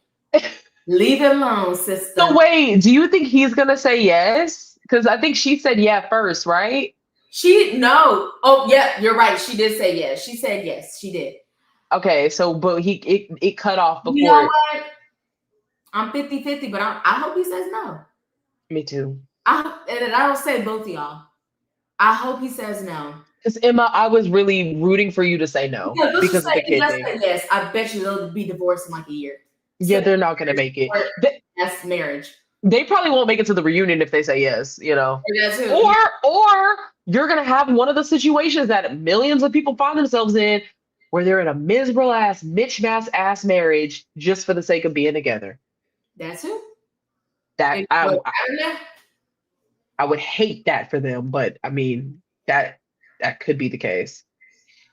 Okay, wow, those are all of our couples. Woo! We have some new episodes dropping March 4th. Next Wednesday. Next Next Wednesday. Wednesday. We got the last it's the last episode. Really? It's the wedding. Yeah, It's the that's wedding. it. It's all the wedding. Yeah, because I guess And we have Breezy and Connor are not making it there, well, right? the thing is, we don't really know because again, she went to the dress fitting Right. right after she had that semi breakup, not breaking up talk. Because I was like, yeah, is she breaking up with him being like, I don't know what's wrong with me? Like, and you don't see me at my best, but you already love me at my best. It was almost like she was like, I'm trying to be a really horrible bitch to you and you still want to fuck with me. So I don't know how to end this. And also, Chris is banging down my DMs and I want to see what the dick's like. So So we don't even know if they're gonna like go to the altar or shit or exit the show and just try to date in in the in real the real world, that's kind of what I would not be engaged, just date. I would want for them to date because I still think that that would be good. And I think she's having a lot of light bulb moments if she's being genuine of like, damn, maybe I don't I just need, don't trust the bitch. I don't trust her. But I also, on the other side of thinking, I wonder if she's saying, well, damn, maybe I don't need a coach to be my nigga. Right? Or Maybe maybe she just, it's a little softer you know, than what I think I need. Because sometimes what we yes, think that we need is actually not what we need. exactly. It's the So maybe she learns that. I don't know. You know, whenever Connor was like, do you still see yeah, me? even like I want to take that bitch back because So you think he was lying? you You think know, she was lying a little bit? Like when he was like, "Do you still see me as husband?" And she was like, "Yeah, I do see." she was lying there. Also, too, that she lied about that whole conversation that her and Chris had at that night, and then also too, Connor, when you look back on these episodes and you see what the fuck she really was saying, I wouldn't be able to. The trust is gone. Like I would have been done with that bitch. I'd have been like, That's you a know what, great bitch, I point. fuck you. Like I don't even know you like that. Like for real, That's a I great don't know point you like because she did kind of try to make it seem like it was that. only Chris. That's what I'm saying. It was very one sided. And again, when he sees this in real time, just like the rest of America, he gonna be like, That conversation was inappropriate. and then this bitch talked about your sex game. And you know how niggas are with their sex game, chat. This bitch You said, want to tell another nigga it's how dare you say that to another man regarding your fiance and your sex life? and this was your number two. Like Even this if isn't even my just. husband is mid, bitch. It don't matter. That's still my fucking man. And that's Oh, not that's definitely not the nigga who I almost dated's business. Like, why would I tell him that? because because he asked, I remember he asked her, he was like, so Yeah, is how's this the it? best? Is it good or whatever? Bitch, you should have declined that question, You're ho. like, that's inappropriate.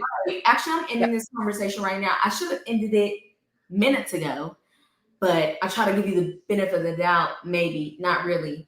But Well, and it's super interesting because she was saying she wanted such a deep conversation with Chris in Mexico and was like really wanting him to pull her to the side and like kind of hash out. y'all like But then this is the thing. You finally get a chance to have the deep conversation with him and he's plaster talking about how trash your friend's pussy is.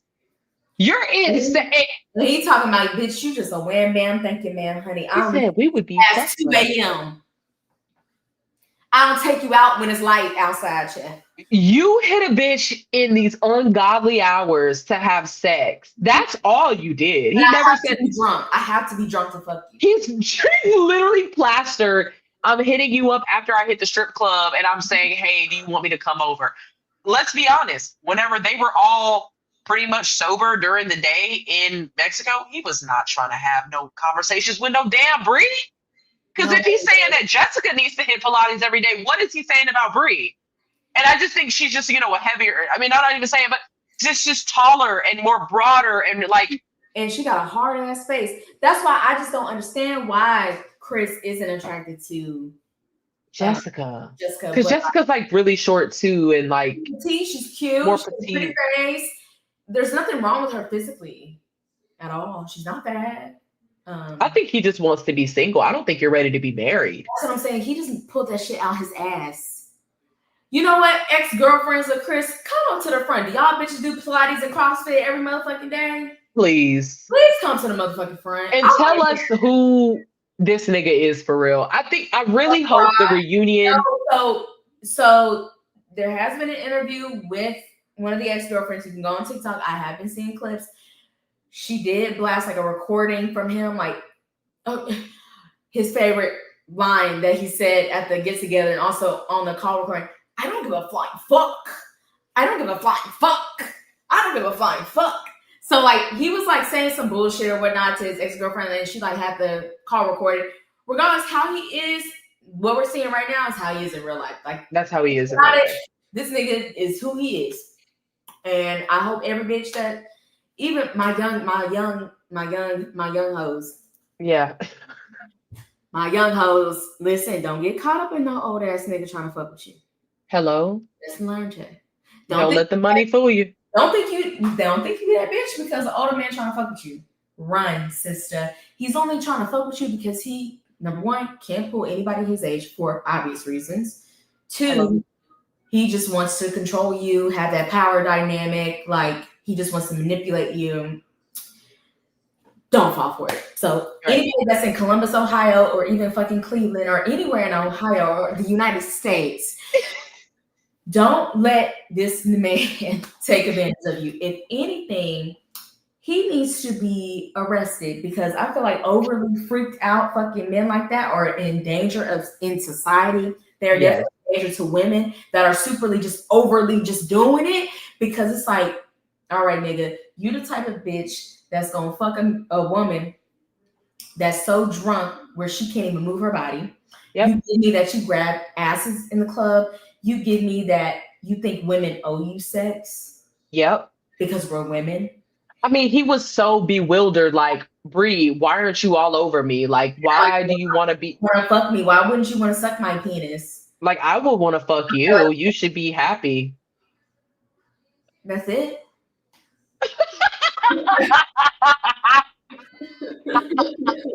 Like, it goes this far, bitch. It's like I'm sipping a straw. I thought you were doing the evil, but you, I'm sucking his penis because it's that little. It gives 30 seconds. It gives, it does give you bring a bitch drunk and young home from the club. That's totally what it gives. You will fuck her right there. You will fuck her. I don't give a, and everyone was like, your voice is literally echoing right now. It seems like he really embarrassed himself in front of everyone. Like they were like, oh, he's drunk as shit right now. Good. And then immediately mask slip, like no decorum. He was on and popping after that. He no was discipline. He was like, fuck it. Might as well go out with a bang. Yeah. Oh yeah. I mean, I will say, I'm like, you don't look desirable to anybody at this age doing all that shit. Nigga, you think you still 18. Mm-hmm. And then you're out here degrading women. I really hope that they actually do a good job with the reunion because I actually really enjoyed the season up until this part. The casting director did a great job. I think them showing the side conversation, like it was really good.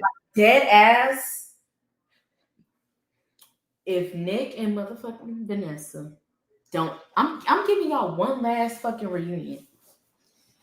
If y'all don't do what's supposed to be done, bitch, I'm gonna create a petition Dead ass to get their asses booted the fuck off for being hosts of the reunion. They could be Yes. hosts on the show, introducing, the ladies in the meet, all that. Cool. They Cool. could even have an executive producer credit. Yeah. When it comes to that reunion shit, no. No. So I'm giving y'all one last fucking go. So I guess we got wedding episodes March 4th, which is next Wednesday, and then I'm we got the looking this, reunion yeah, episode. and that's it. Yeah. So after the weddings and after the reunion, we'll come back on live and we will debrief. And then also hopefully with the reunion shit, other shit like within the social media universe Oh, you comes already know out. it's gonna go down, baby. Baby. You know, Yes. people and information likes to come out the woodworks, honey. So Hello. Yeah, and I want to see where are they now. I want to see the recaps. I want to see everybody watch Chris. I want to watch everybody watch Alex, Dirty Mac, Devontae to Brittany to try to fuck Brittany seemingly in Mexico on that trip. That's what it seemed like. oh He yeah, was oh basically like, yeah. "You're my type. Brittany's not my type." So then he was like, Brittany was like, "Did you tell Brittany that she's not your type?" Like, or are you just building pillow forts in between y'all? N- The niggas on this season, outwardly conservative, outwardly hoes, outwardly ugly as fuck. Ooh, tomato, tomato, tomato, tomato, tomato, tomato. Tomato, tomato. That's always though. These niggas suck. Dead ass. Well, any final thoughts on any of the contestants or any of the couples before we head out for the night? Anything? Shit, I think we covered it all, really. Baby, we did, and I can't, baby. I cannot wait till these wedding episodes. What is gonna go down? Be Mm, yeah. Well, thank y'all so much for joining us. Thanks to guys like in the chat that were like we love communicating with us. engagement. We love that. We'll definitely see y'all again for a recap on the wedding episodes and the reunion. But until next time, y'all stay easy, stay safe out there, and we'll see you on the next episode. Bye.